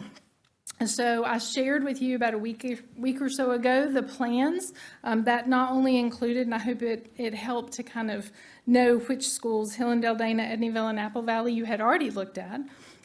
We have those in addition to all of the other schools. And those plans are currently live for anyone to see on our website. They just go in and use the guest login, and they can click on Comprehensive School Improvement Plan, and they can see what schools are working on at any given time. In addition, schools update their agendas and their minutes. You can see who's on their team. Again, it just makes it really live. And the goal is that they are not only creating school improvement plans that meet the needs of their school, but that align to our strategic plan. So I will tell you that this year we've had lots of our principals talk about how nice it was to have a strategic plan in place as something they could kind of tack those goals for their own plans onto. So thank you again for that work in the spring, both you and our community. So that I feel like has given a real backbone to some of those schools to connect some things to. So this evening, you've had a chance to look through their plans. We are asking for approval of those school improvement plans. Chair will entertain a motion to approve the remaining school improvement plans as presented. I move that the Henderson County Board of Public Education approve the 2024-2025 school improvement plans as presented. Okay, any questions, discussion? On all of these improvement plans, how has the impact of Helene impacted any of the plans? I don't think it really addressed it too much, but we clearly know that there's going to be some sort of something that's going to impact our kids, especially in this semester. Most schools will keep the same goals because those goals address the actions that are happening every day, but they can build in additional action steps. So if they find that they need more time, or that there's a challenge or a barrier that they didn't realize was there before, or that they weren't dealing with prior to Helene, they can build in those action steps. And that could be they need extra support from the community, or maybe they need more time with a social worker, or something else that they might need. It could be an academic issue, so they could add those in as action steps. And you could see those throughout the year pop up. But those EOGs that they're going to take at the end of the semester and the end of this year, even though we missed, 13 days of school, they still have to take them by law, and they're going to count towards the grades that impact our district next year. That is true. And I will say, though, because of the days that we replaced in the calendar, they actually end up recouping some of those days in the spring. So as they get closer to the EOGs, they'll actually have those days in place for them. So what that does for schools then is allows them to monitor that data. So we are actually coming upon the middle of year assessment time. So schools will be able to get data right now that shows really where their kids are and what they need to do. So that gives them quite a lengthy amount of time between now and the end of the year to try to build in some of those interventions that they might need. Thank you. You're welcome. Shannon, what I like about this, or excuse me, Dr. Marlowe, is that this is a living document and that we just don't approve it and it gets sit up on a shelf. And so I do like the way that, you are encouraging schools to look at them on a monthly basis and to make them truly a living document and to revise them as needed. The most exciting part is to sit in a school improvement team where they actually are checking off things that they've done. And sometimes that means that you replace it with a new action step, and sometimes it means you get to mark off that, hey, we met a goal. Okay.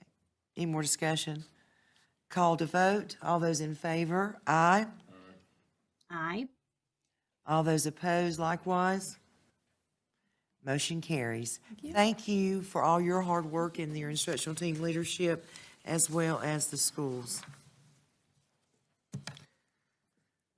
All right, we are down to Mr. Taylor, policy updates. Good evening, board members. It is that time of year where we have our fall policy updates, and so tonight I believe I have 13 policy updates to present to you for your approval. And so starting out, the first one is policy 1310 4002, which is parental involvement policy.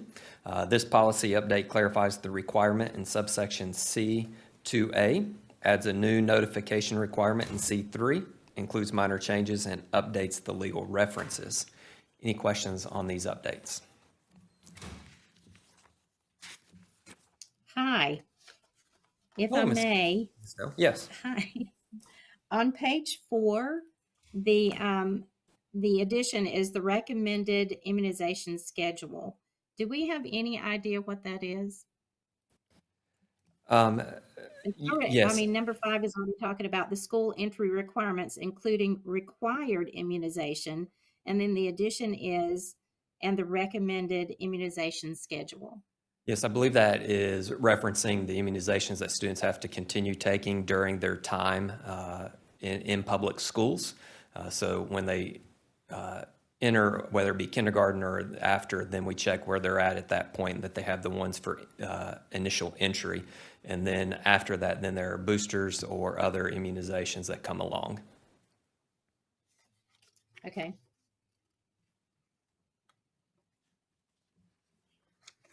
Any other Thank you. questions? And that's still with, well, ahead. and that's, yeah, I'm good. I'm good. Thank you. You're welcome. Any more questions with this one? We want to take these individually, or would you rather us try to vote on this in totality? Okay. Totality. Okay. All right. All right. Then the next policy update is 3225, 4312, 7320, technology responsible use. This policy update clarifies what constitutes a technological resource, addresses exceptions to the rules in section B, creates a new section to address consequences of policy violations, and adds a new legal reference. Any questions on this policy?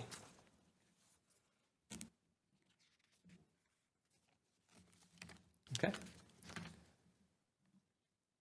Next one is policy 3227, 7322, web page development.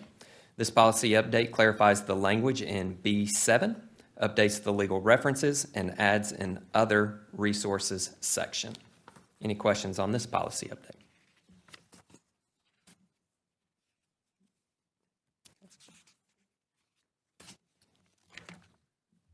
Next one, policy 3410, testing and assessment program.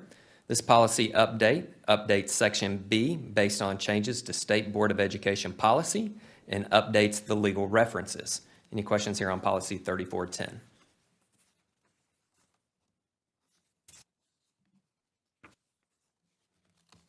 Okay. Next one, policy 3420, student promotion and accountability. This policy update adds information in section B about career development plans, fitting that that one comes tonight. Removes unnecessary language in subsection E2, clarifies language in section H, updates the legal references, and updates the other resources. Any questions on policy 3420? I have one question. So in part of the new subsection that they added in B, the last sentence is career development plans must be easily accessible to students and parents. How are those accessible to them? Is it through PowerSchool?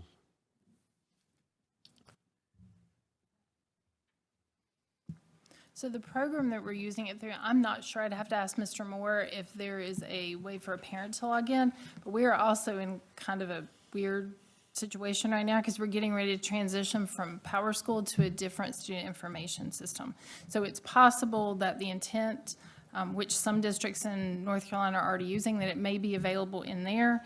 I do remember something about that, but I don't know yet.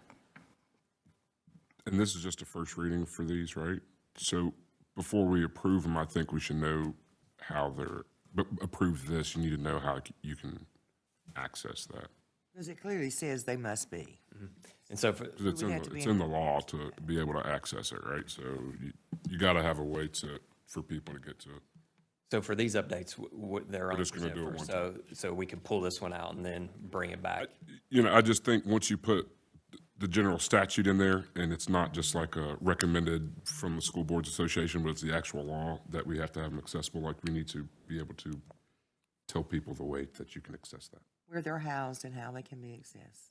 And this is one of those things where they didn't give us a vessel they to do did. that. I know they did. So the law was passed. And they're just like, do it. right. Without a vessel, so I certainly we get can, that. we can come back and let you know exactly. I just think how it's that's gonna smarter to not approve it without a way to access it. Let's access it first or have a way to access it before we approve it. Well, you have ample time on this because these kids are ninth graders. Oh, okay. Yeah, so we can certainly do that in December. Okay, cool. So we want to pull this one out? I think, yeah. Okay. We'll pull this one out and do a second reading in December. I think a plan would be nice of how, where they're going to live and how they're going to be accessible to parents and students. When are we moving from Power School? Next year, Next year. I mean, January or next school year? school year. Okay. We will finish this school year out. We were not in the initial pilot, and I'm not upset about that. No. Okay. Hopefully they'll get those issues worked out before. That's why being second sometimes is better than being first, ma'am. Yes, ma'am. But one of the easy ways to answer this question as well is they're always available at the school level. Yeah, and I know along with that, any of the right? registration stuff, they do keep records of that, records of meeting with the kids and all that. But the question's always like, well, how do I get my kids? Blah, blah, blah, blah. They didn't bring it home or whatever. And so I just you head that off before you get to that problem, right? In my opinion. Anything else with that policy? Okay. Next one, policy 3460, graduation requirements.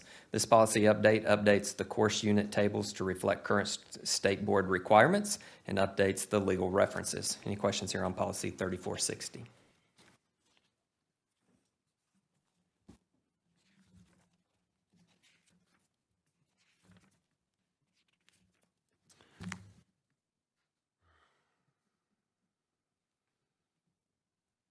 Next one, policy 4320, tobacco products students. This policy update revises the definition of tobacco products to align with the new definition in state law and includes other minor changes. Any questions here with policy 4320?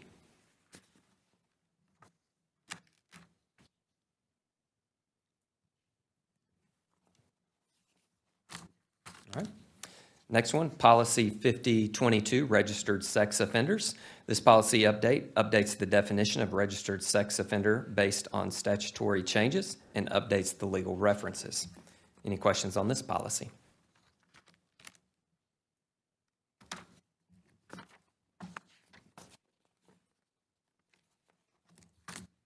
All right.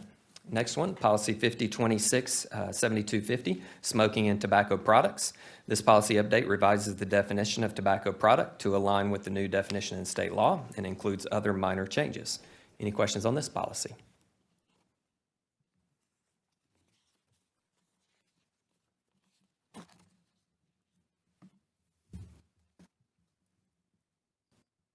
All right. Next one, policy 6120, student health services. This policy update changes the language in section B due to changes to State Board of Education policy. Any questions on this policy?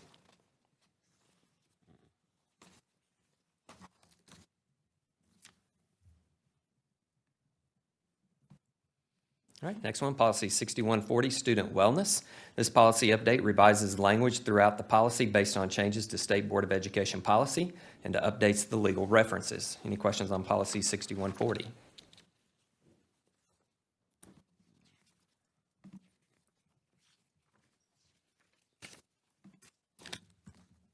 All right, next one, Policy 8305, Federal Grant Administration.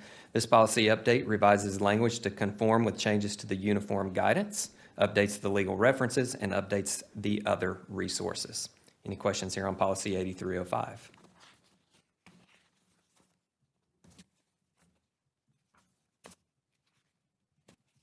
All right, and next one, Policy 9125, Participation by Minority Businesses. This policy update revises the definition of minority business to reflect the change to the state law definition. Any questions on this policy?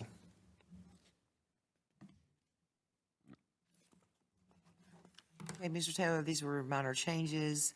Are you asking us for approval for these policy changes tonight?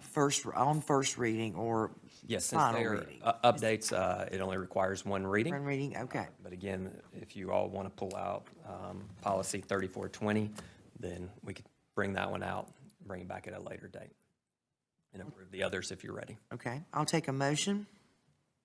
I'll make a motion to approve policies 1, 2, 3, and 4, 6, 7, 8, 9, 10, 11, 12, and 13. That's removing, I think it was number 5, policy 3420, as presented. Second. Any discussion? All those in favor, aye. Aye. All those opposed, likewise?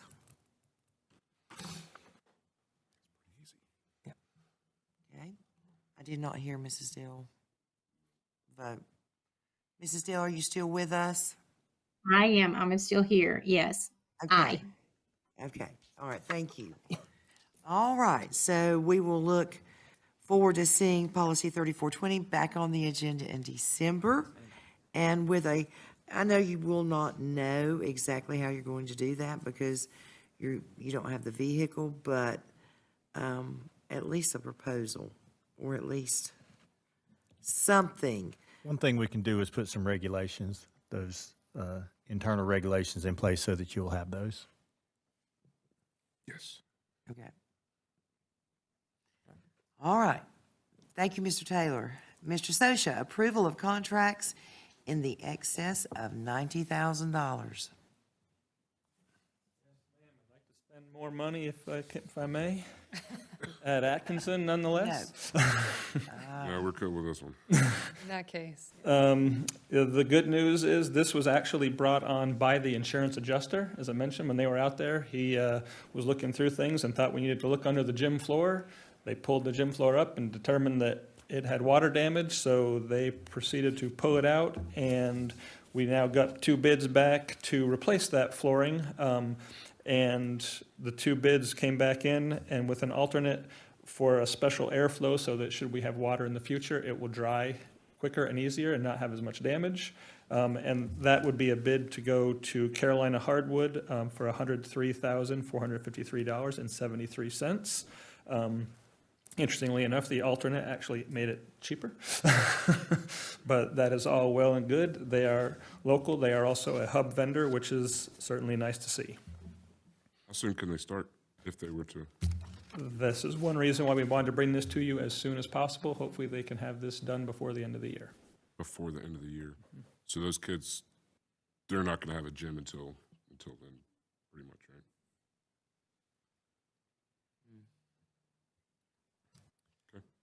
You mean end of the school year? No, the count in December. In December. Oh.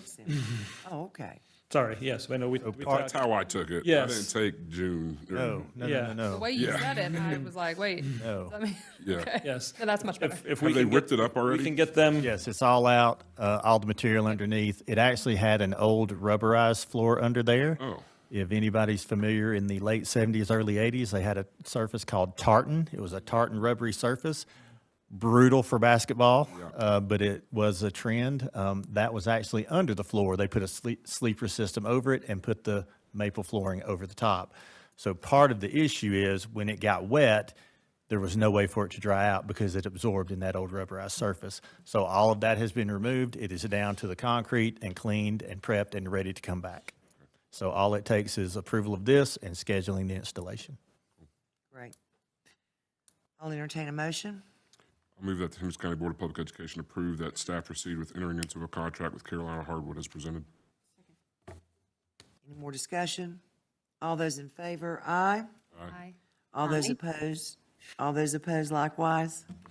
Motion carries. Thank you. Okay. And Mr. Garrett, hurricane impact and school response updates. Thank you, Madam Chair. This will be a tag team event on this one as we talk about some of the updates since we were here last when talking about our response to Hurricane Helene and getting back in school, because the day we met, we were just starting back. So it was a great first day that we had, but wanted to talk a little bit since the month has gone by. First of all, attendance. I was really excited that on day one, we had over 93% of our kids attend after being out for the 2 weeks or a little bit over 2 weeks. And since that time, our attendance has maintained at 95% or better on the average. And that is what we have in a normal year. So 94 to 95% is what you have. So really excited to see our folks back in school at a high clip, and really appreciate our parents and the community working to get their kids to these community stops that we've had to have, and to traverse some of the terrain that they've had to do, especially in certain parts of our community. And that's just really a testament to how important it is for us to be up and going. Calendar adjustments. We did approve calendar adjustments last time, and a couple of clarifications on the purpose of that. I think there's been some questions as to why the semesters are different lengths. We did take the time to speak with the high schools before we made the recommendation last time to give them the opportunity to extend their semester. They selected to keep it before Christmas because they felt like doing the exams before Christmas is a much better benefit. It also allows us to continue to align with the community college courses. Any students who are graduating early to go off to the military or to work or to school are able to do that before Christmas, so it kept the semester the same. I joked in our teacher and parent advisory that I did not teach math, but yes, I do know that 90-something days is longer than 70-something days.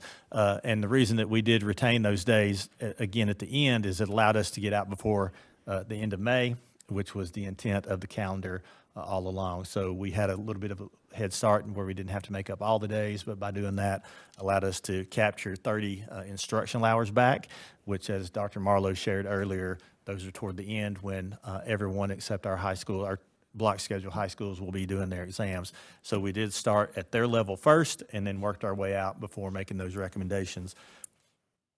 Student and staff support, one of the things that we continue to do is to work with our wonderful partners at the Henderson County Education Foundation. They have set up a fund because right now we have plenty of things, and I think all of the needs for things, tangible things, have been met, and we're able to continue to do that, working with our county with the resource center that they have out in the Flat Rock area, and we're able to resource things from there. We also have some storage at our maintenance warehouse where we're doing some of the school supplies and things that have been donated.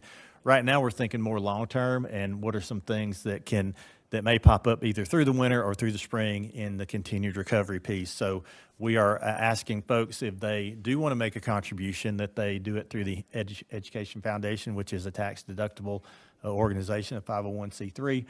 They also have an office here in our building, so we're able to communicate with them.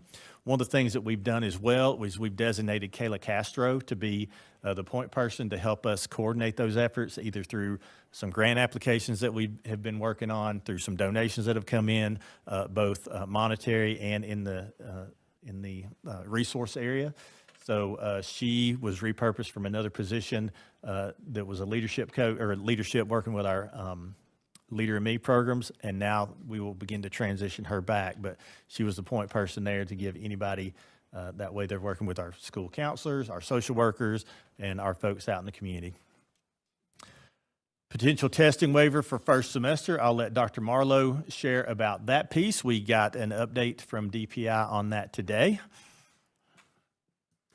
So the state is looking to submit a waiver for only fall EOC areas. And one thing to keep in mind is that biology will be a little off this year anyway because there are new science standards this year. So those scores and those achievement levels wouldn't be expected to come back anytime soon anyway. So they need to submit to the federal government. They're actually getting that waiver ready to go, and they'll send it sooner rather than later, but it has to be submitted by December 9th. We will plan to talk tomorrow to our high school principals in looking at those EOC courses just for the fall. That's what the waiver is actually for, and it is not waiving students from taking the test or anything like that. All students will still be required to take the test, and it actually does not dismiss as well the growth scores. It is looking at a waiver for the achievement scores is what it's looking for. And that would include those areas. There's a little bit of additional reporting around that would be included in the waiver around like the long-term goals and things like that. But I think principals tomorrow will need to really think about how many EOC courses they have in the fall versus in the spring. So we'll have a lengthy discussion with them tomorrow about that. But you said they had to take the EOC assessments regardless. one Regardless, way or it the is, other. yes, it is not a waiver for not taking the test. So the state was very specific in what they submitted initially to the Department of Education, and were actually commended for that because they would not have been approved to not give the test at all. It's very specific around what is included and what is not included. So students will still need to take that test. Those requirements don't go away. There is a waiver around the participation rate, and my suspicion is that's because they realize that there could be kids that are displaced, and that could impact that 95% participation requirement. But this is a decision that would have to be made after talking to the principals on a district level and not just a school-by-school basis. Correct, and we would need that decision by November 29th, which for us would most likely be by November 26th. So EOCs will be taken and completed before we know anything about whether the waiver has been approved at the federal level. That is exactly correct. So we need to go into this, They count. that they can't. They count. They count. Yeah, okay, all right. Well, they do count because the Right. 20% of the final grade is also still one of the requirements for high school. So that is statutory as well, is that in your high school courses, there has to be an end-of-course exam, whether that is a state exam, a teacher-made exam, a CT exam, a performance-based exam, and it has to count 20% of that final grade. So it counts for local purposes regardless of the waiver.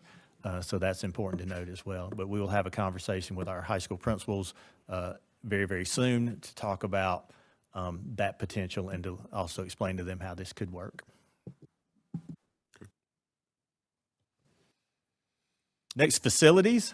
Thought I'd have Mr. Taylor do a little bit of a facility update here on specific to the Helene impacted facilities, not, we've got Atkinson that is actually both Helene impacted and MRTS impacted as well through the HVAC system. So Mr. Taylor?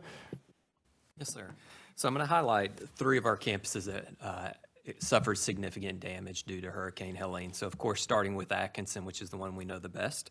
That project began with a restoration company having to come in to mitigate the water damage throughout that building. As Mr. Socia said, that water damage made its way into the gymnasium. We didn't know that at first, but as they started taking up a little bit of the flooring, they continued just to find more and more water as they continue to evaluate that. And then as Mr. Garris said, there just wasn't any way to dry it out at that point in time, and full replacement became needed. So at this time, the mitigation and the abatement is complete within that building. And so all of the flooring was removed. Some of the drywall also had to be removed that suffered damage whenever the building flooded. And so that work is complete at this time. So last Monday, the flooring company started the process of putting new flooring in that building. And so they're a little over a week into that, so making great progress. And whenever I get to the Capitol update, I'll be able to show you some pictures that were taken at the end of last week, just to let you know to see what that flooring does look like. The other item at Atkinson is the pedestrian bridge that people can use from the exterior to access the gymnasium. That bridge has been compromised to some level, and so we're still getting some evaluations done at this time so that we understand the overall impact there and what's going to be needed to either repair or replace that bridge. We're also exploring that creek area just as a whole, as we think about future storms that come through, what we can do to mitigate the risk moving forward as well. I know you don't want to give a specific date, but are we still on track for end of this semester to get those kids from Boys and Girls Club back into Atkinson? So, no, I can't give a specific date and don't want to give a specific date, but I do feel comfortable that next semester they will be back in Atkinson by the beginning of next semester. So folks are making good progress. One of the things that has happened, the drywall's been replaced. Some of those updates have been done. The building is all the way dried out. Everything is mitigated that should have been taken out. Right now, what's taking place is the flooring. So we're putting the flooring down, and that's really what we're waiting on, is to get that all the way completed before we move them back in. So we're beginning to work now with the school about what a transition back could look like. And I think the part that makes me the most nervous about that school, of course, is that bridge, right? So do we have any idea of when we're going to have any engineers out to really assess its viability?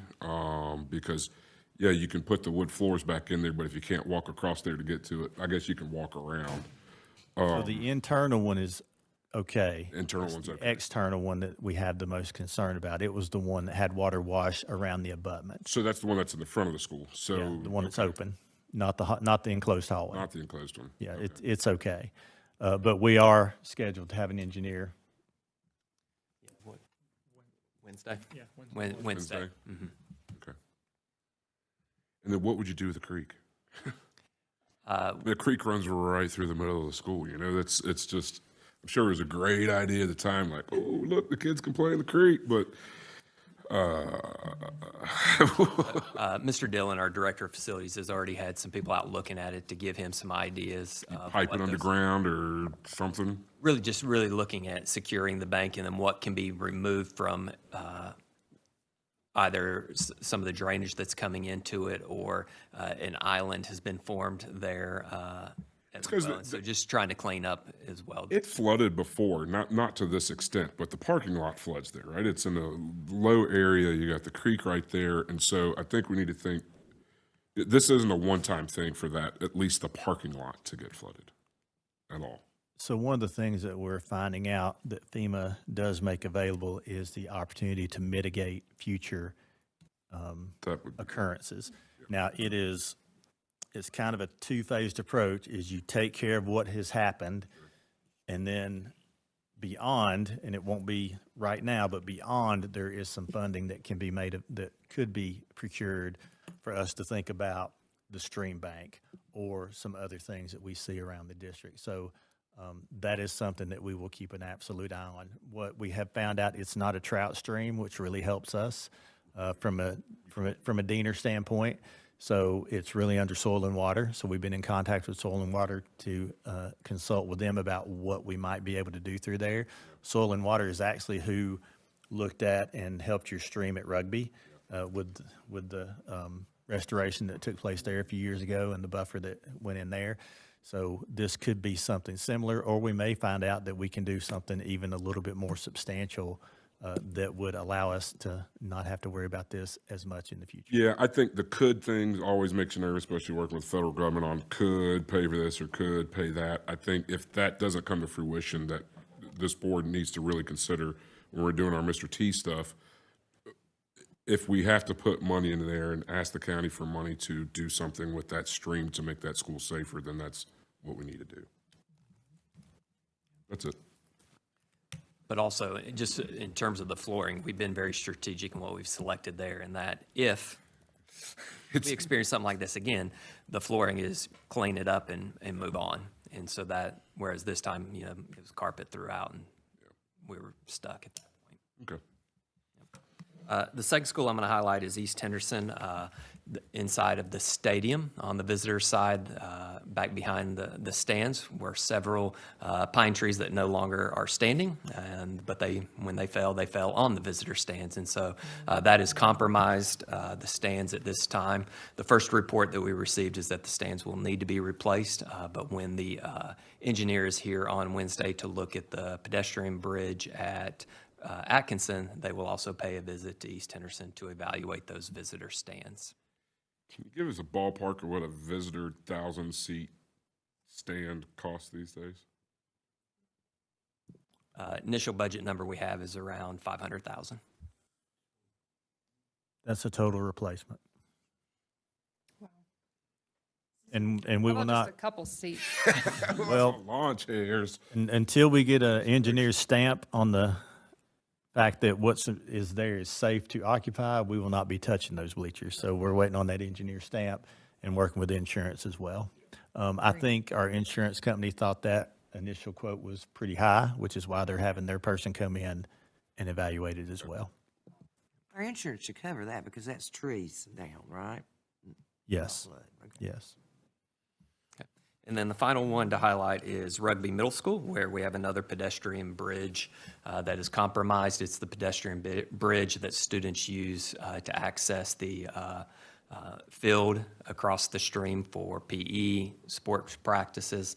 And so again, when the engineer's here on Wednesday, we have another pedestrian bridge that they will evaluate. And so they're just accessing it through the road now, go down the road, go past the softball field and then run down that way, right? Yes, sir. Okay. So any questions on those three? Of course, there was minor damages, leaks or things of that nature, but those are the minor things. Those are the inconveniences. The three I highlighted are the big ones. Thank you. Speaking of insurance, we have filed all of our claims, working with an adjuster who's been really, really good to work with and utilizing those resources. We do have 2 deductibles because we've got a flood deductible and we have a wind and storm deductible. That is the only thing that we are looking to have to do out of local money is meet those deductibles. What are those, 25 grand or something? Higher, 50? 100. 100. Yes, sir. And how much do we predict that this is going to raise our rates, percentage-wise? They have not weighed in on that one yet when asked that question. They will. They'll weigh in on it really soon. Well, this is the greatest natural disaster in North Carolina history, so I'm sure we're gonna get looking at some different things. So 100,000 on each. Yes, the flood is 100, the wind is 100, and then our general deductible is 10,000. All 3 of those are FEMA eligible, so ideally, that will be taken care of at the end. But The only flood claim we have is Atkinson, or did we? we're waiting for them. The bridge at Rugby would also be a flood because it was water that moved. And that's one claim altogether, though, right? One flood claim. And then all the trees that fell at Bruce Drysdale or here or there, wherever, that's one. Right, they're all included, each. Yeah, just one deductible each. Not per tree. Right, No, right. not per tree, not- $100,000 pedestrian bridge. Not per campus. It's Right. not a per campus. It's not a per claim. It's one claim. So we have a flood claim and we have a wind storm damage claim. Okay. Great segue into FEMA. We have made contact with FEMA. We've had a phone conversation with our FEMA representatives. They will be meeting with us. When is that, Bernie? Next week? Yes, the Tuesday before Thanksgiving. All right. So we will, speaking of Thanksgiving break, we will head into Thanksgiving break after meeting face-to-face with our FEMA representatives. The other thing that we had the opportunity to do on Friday was meet with a representative from iParametrics. That is the consulting firm that the Board of Commissioners adopted through an RFQ process and hired and signed on with. So we have the ability to access that resource as well. And that is a firm that has worked, I think, every natural disaster since Katrina with how to navigate the FEMA reimbursement world. Isn't it ironic that you have to hire a private contractor for a governmental agency to deal with another governmental agency? So it is very interesting, but I go back to working with a gentleman for a long time. He said it's hard to beat somebody at what they do. So this is what this firm does. They do disaster and they do FEMA reimbursements and help organizations, whether that be school systems, municipalities, counties, states, because the deal with FEMA funds is FEMA funds come to the state. Sure. And then you got to navigate not just qualifying to come from the state or from the federal level, but also how to access it once they get to the state level. So, when we think about what would it take for us to learn that process and hire somebody to do that process in man hours. I mean, I get it. Yes. It's just, I read through their, perused through the 110 pages of Yes. the RFP that they sent the county. And I guess my only question there is, would we be piggybacking with the county, or are we going to do something separate, or how is that going to? So we have to do it separate because we're a separate organization. So FEMA does not loop the county in as one. So the reimbursement would not be as one because you are a standalone organization. So we're able to piggyback on their contract because we were included in their RFP, but we would be a separate claim, and that's why we've got, we went ahead and did our registration through FEMA. So we How much do they cost? So they get 5%, they get up to 5% of the reimbursement. So they write themselves into the reimbursement. I've got to see they've not sent me the particulars. Like I said, we met Friday afternoon. I looked through there and I couldn't really find it. It was all their qualifications, and I think I fell asleep, but it's a lot. So I know that you're allowed 5% for reimbursement cost through management. And so the FEMA just pays that cost and it's passed directly on to them, then we get the rest of our claim. They help us get as much of the money that we can from our claims. Yes, yes. Good. And I would like to say, I really appreciate how well our folks have documented what has taken place, either through the hours that have been worked, the material that has been used, the things that were damaged, and all of the man hours that have gone into that. The gentleman said that we were in very, very good shape to not have done this before and not have been a FEMA agency or dealt with FEMA in that manner. And then I would like to highlight that we've got two different groups that have gone out to assist other counties. We have counselors who went to Buncombe County on their return back and helped their students and their staff in their return. So really, when we talk about that volunteer spirit and we talk about how great of folks that we have working alongside us here in Henderson County Public Schools, I have to say that Student Services and our counselors jumped at that opportunity to go, and we had probably about a dozen who went and did that. We also have a group that is going this week up to Yancey County to do the same thing. They're taking one of our vans, one of the vans that we were able to procure last year, and they're going up to help folks at, I believe it's Burnsville Elementary School. And we had a group of custodians who went up last week. Their superintendent, who actually, her name is Kathy Amos. She is actually an alumnus of West Henderson High School, and her husband is an alumnus of East Henderson High School. And she is now superintendent in Yancey County. Sent an email to several superintendents, and I talked to Mr. Taylor, and Jimmy at the maintenance spearheaded a group that went up last week and helped them get Burnsville Elementary ready to go for kids to come back this week. So when we talk about the regional support and we talk about all the blessings that we've received in Henderson County of folks coming out, they wanted to pay that back, and they know that those districts, specifically on the mountain with Mitchell County and in Yancey. Yancey was the last one to bring kids back, and they brought them back today. So prayer for Yancey County. Hope it went well for them as they're dealing with this and continue to deal with this. But just wanted to share that little tidbit before we got to the last piece of our compensation request that we're going to ask for, because I just felt like that was worth mentioning. We've got just really, really good people who wanted to get out and help the region, not just in our community. And on that, I'll segue to Mr. Rhodes and Mr. Socia to share a little bit about a compensation request that we are making as a result of the recovery efforts in Helene. Thank you, Mr. Garrett. As everyone knows, Hurricane Helene severely impacted our community, our school system. And as we got through those first few days, we recognized it was important for us to go ahead and request that our 11 and 12-month employees who could safely report to work to do so on Tuesday, October 1st, to help in the support of our district's recovery. During this period, there was still uncertainty about whether the state would provide compensation to all of our employees or require them to use their own leave during this time. Ultimately, the state of North Carolina decided to allow us to use the Code 55, which meant that all employees, regardless of whether they reported to work, they were able to receive their pay. This resulted in a situation where we had a number of our employees who stayed at home, but they were still paid, while we still had other employees who worked additional hours under some very challenging conditions, who were not getting any extra compensation at the time.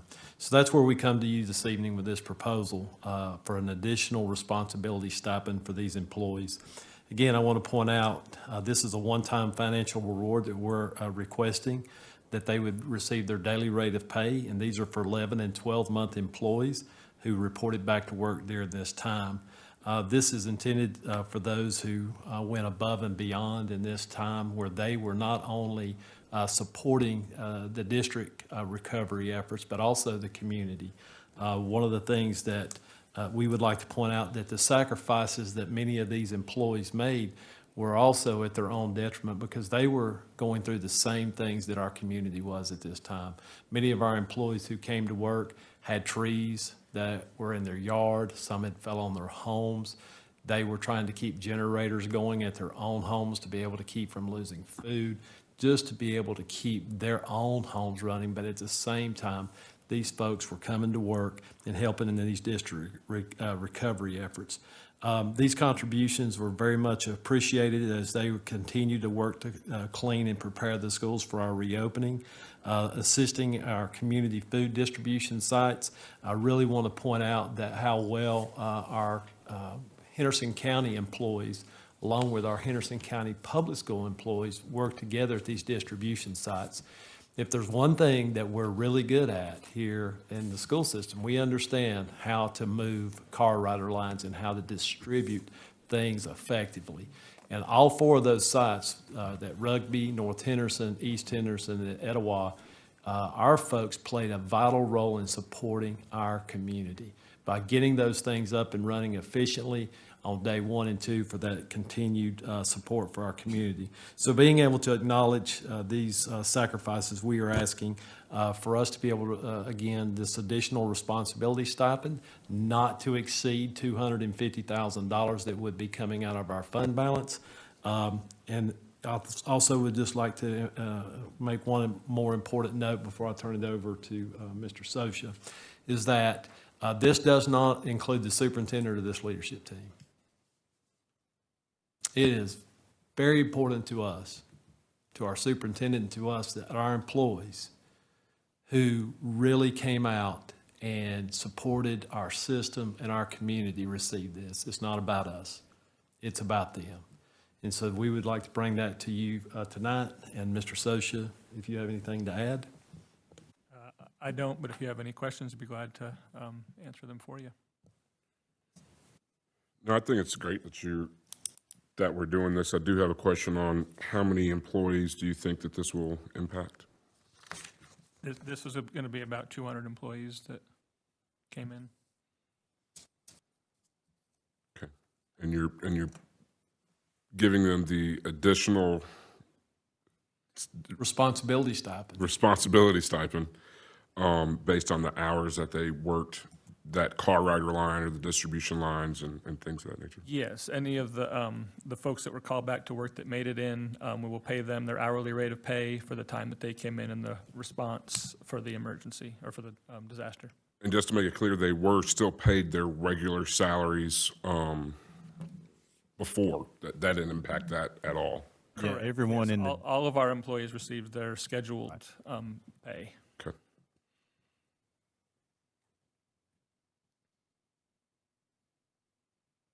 I'm good with it. Thank you. So the administration will make that recommendation if you would. I'll make a motion to approve the recommendation of say it one more time for me. Additional responsibility stipend? The additional responsibility stipend as presented. Second. Any more discussion, questions? All those in favor? Aye. Aye. Aye. All those opposed likewise? Okay, motion carries. Thank you, Superintendent and leadership team, number one, for recognizing our employees who go above and beyond, even sacrificing, their hardships that they were facing at home and in their own personal lives, to coming out and doing what they needed to do for our schools, our school families and communities. I just want to tell you how much I appreciate you recognizing people who go above and beyond. I also want to say that I appreciate you guys understanding that you're not a part of that. It's just your regular day at work, right? It's a day at work, ma'am. Yes, ma'am. Thank you. That concludes my piece, Madam Chair, and we can roll to the superintendent's reports if you are so inclined. I'm so inclined. Let's go for it. Capital updates, Mr. Taylor. Regular capital updates.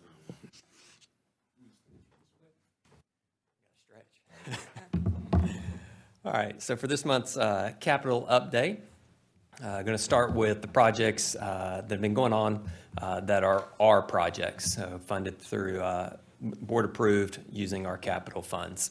And so big ones were the gymnasium HVACs at East Henderson, North Henderson, West Henderson. Those projects are now complete. The air conditioning is up and running in those 3 gyms, and so all set and ready as we get ready to enter into basketball season.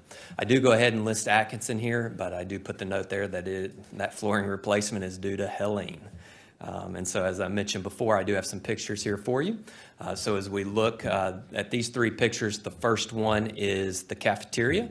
That used to be pretty blue flooring, but now it's down to the concrete and ready for the new tile to be put in there. The middle picture is the gymnasium, where, as Mr. Garrett shared with you earlier, that used to be rubber flooring covered up by maple hardwood flooring, but all of that has since been removed, and again, it is now ready for that hardwood flooring to go down.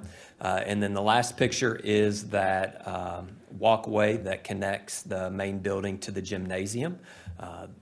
The flooring there, of course, has been removed, but also the wall where you see the new drywall at, that was all compromised during that flooding, and so new drywall was put in place there. But again, all those areas are ready for new flooring. Next couple of pictures give you a little bit of a before and after. They're not the same exact hallways because the picture on the first picture where you can see is not new flooring. That hallway was not completed whenever I went back to take some pictures. But the hallway that you do see there, you can see what the new flooring looks like. And whenever I walked back through on Friday evening, the base cove had already been put down there as well. And so again, making great progress at Atkinson. As we look at our MRTS projects that are going on right now, the first one, chiller replacement at Apple Valley, was listed as one of this year's projects. So back in October, the pre-bid meeting occurred, as did the closing date for the RFP. And so we're just waiting for the county to award that contract. The other project going on at Atkinson is the HVAC replacement. That's phase 1. The installation of the new HVAC system is about 95% complete at this point in time, so getting real close to having that part finished. And then the demo work has started where the old units are being removed and new block put in place and stucco work on the outside. So they're making good progress there as they do that renovation. The renovation will continue even after the new system is up and running, but that work is going to be done in the evenings and on weekends so that it does not disrupt the learning environment. And then the final project, the big one at West Henderson with the new front office and building connection, which relates to our safety efforts. So I do have some updated pictures for West Henderson for you. The center picture is that new front entrance walkway that when you pull up now, that's where you will enter into the building. The picture to the left of that is the side of it, where you can see the brickwork as well as that blue siding on that is on that side, and then it will also be on the other side as well. The last picture that you see here is coming back down into that office area from the cafeteria gymnasium. So the enclosure, the brick wall enclosures on the right, but then those doors that students will use during the day to enter into the office. The additional pictures here are from Area B, so the area that's connecting the gymnasium to X building and to Y Hall. So the first picture is the exterior entryways from the parking lot side into that new connection area. The middle picture is the entryway into X building. The open door that you see is the custodial closet, and then there's stairs up as well as a ramp up to access that entry point into X building. And then the final picture here is that connector. All the way down at the end is the entrance into Y Hall, and then to the right, those closed doors are into the main gym area. And then the final pictures here, again, those are the entryways, the first one into the gymnasium. The center picture shows the 4 entrances into the single-user restrooms, which will be a great addition for the campus. And then the final picture is the exit into the courtyard between that new connector Y Hall and the X building. Any questions? All right, Mr. thank you. Taylor? Mr. Sosha, financial statements, local current expense and enterprise funds. All right. If I might start, I'd like to wish my son a happy 21st birthday, and I'm sure that in college over Elizabeth City State, I'm sure he's in the library listening to his dad in the board meeting right now after this. Yeah, so if I can just live in that world for a minute, I appreciate that. Thank you.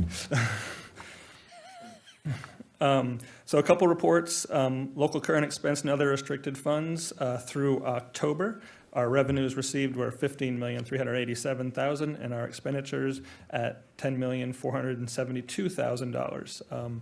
We are about $500,000 more than last year at this point. As I point out, we did have a much lower October than last year, as we were delayed in some of our operations for a little while there, but we are all back up and running.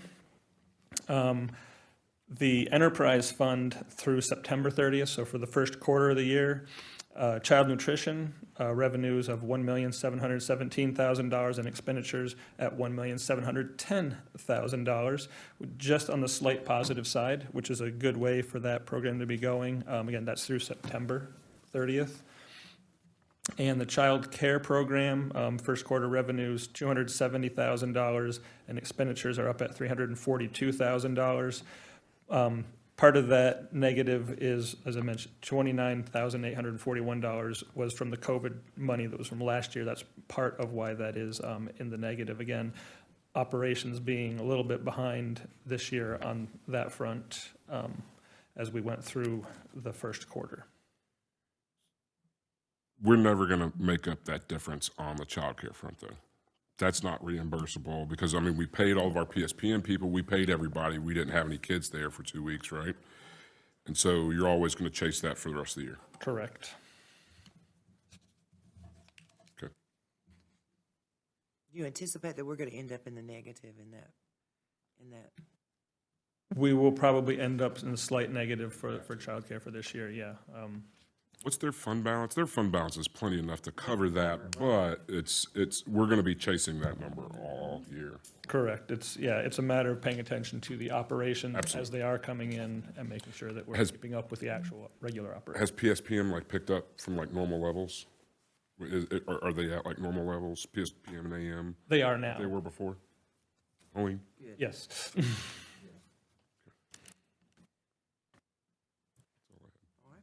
All right. Thank you very much. Thank you.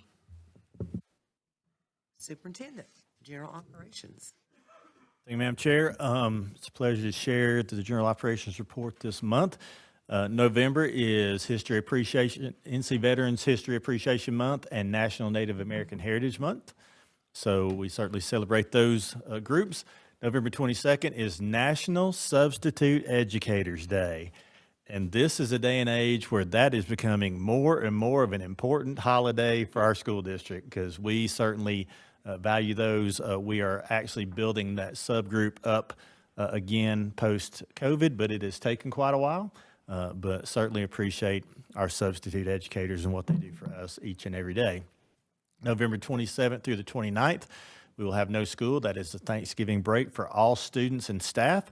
And I hope folks take the time to enjoy that holiday. I love the Thanksgiving holiday because it is a little bit of a slower pace and you don't have to decorate as much and it is just much more enjoyable with some family. So I hope that everyone takes some time and is able to celebrate with loved ones, family and friends.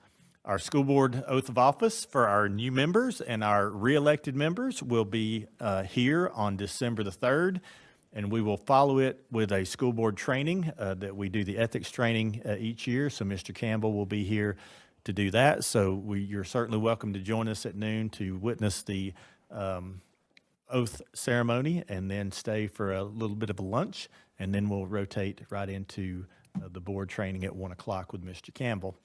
the Hendersonville Christmas Parade, or as we like to call it, Tawana's gift to the world, is Saturday, December 7th at 6 p.m. So Ms. Clayton has us very well organized for a second appearance after last year's appearance.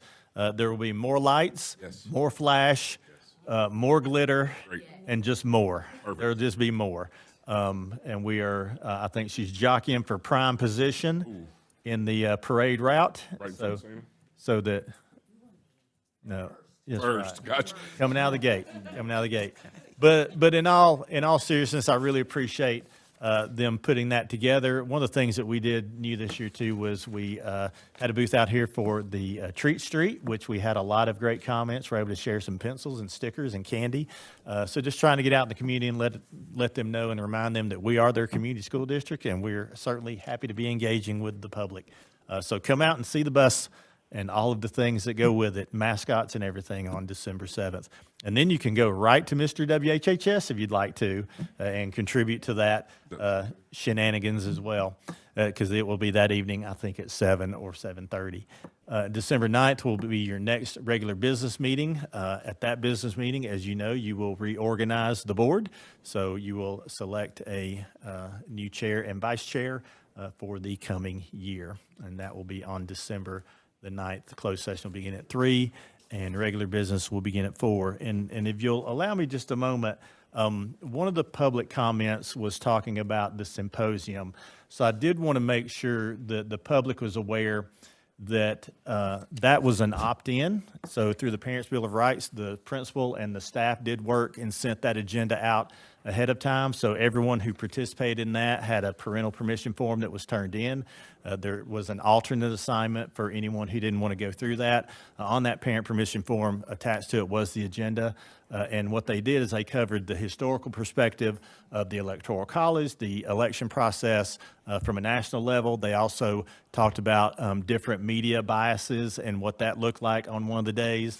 On another day, they did they met in the regular classrooms and created some art projects and did an ideology quiz, which showed where people are on the spectrum based on what they responded to. Thursday was an interactive presentation about the inner workings of the Electoral College, and the coolest part was on Friday they actually did a mock Electoral College that was moderated by Representative Chuck Edwards. So we were certainly glad to have him join along and do that. I know that's a long-standing tradition.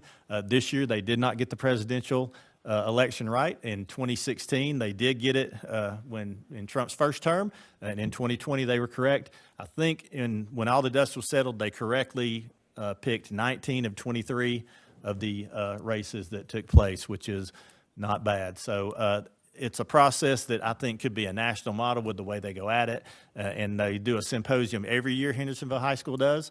So every fourth year, though, it is their big election. But because of the Parents' Bill of Rights this year, we sent that out ahead of time. And I think all but about 10 or 12 kids participated. So I'll speak on that as well. I did that when I was there in Hendersonville. I'm pretty sure Jay did that when he was there. It was one of the most impactful things and kind of got me thinking about doing this type of work. Every single year, there's a few people that get upset about one thing or the other, or who got voted on at Hendersonville High School or who didn't. But it is a phenomenal event, and it's a whole week of events that we do at the school, and it's always been really well received. The media was invited to come by on Friday as well, and Kimbrell covered that, and we sent out a little blurb about it. So in 4 more years, you can go out and check it out again, because I'm sure they will still be doing it. Just they do a super job there with all their symposiums. But I was just really impressed with how well they did. So kudos to the Bearcats. And that's my report. Thank you, ma'am. Thank you. I'll entertain a motion for adjournment. I move that Henderson County Public Schools business meeting be adjourned. Second. All those in favor, aye. Aye. Opposed, likewise. We are adjourned. Thank you, Ms. Caskey, for your service, and Mr. Egoff.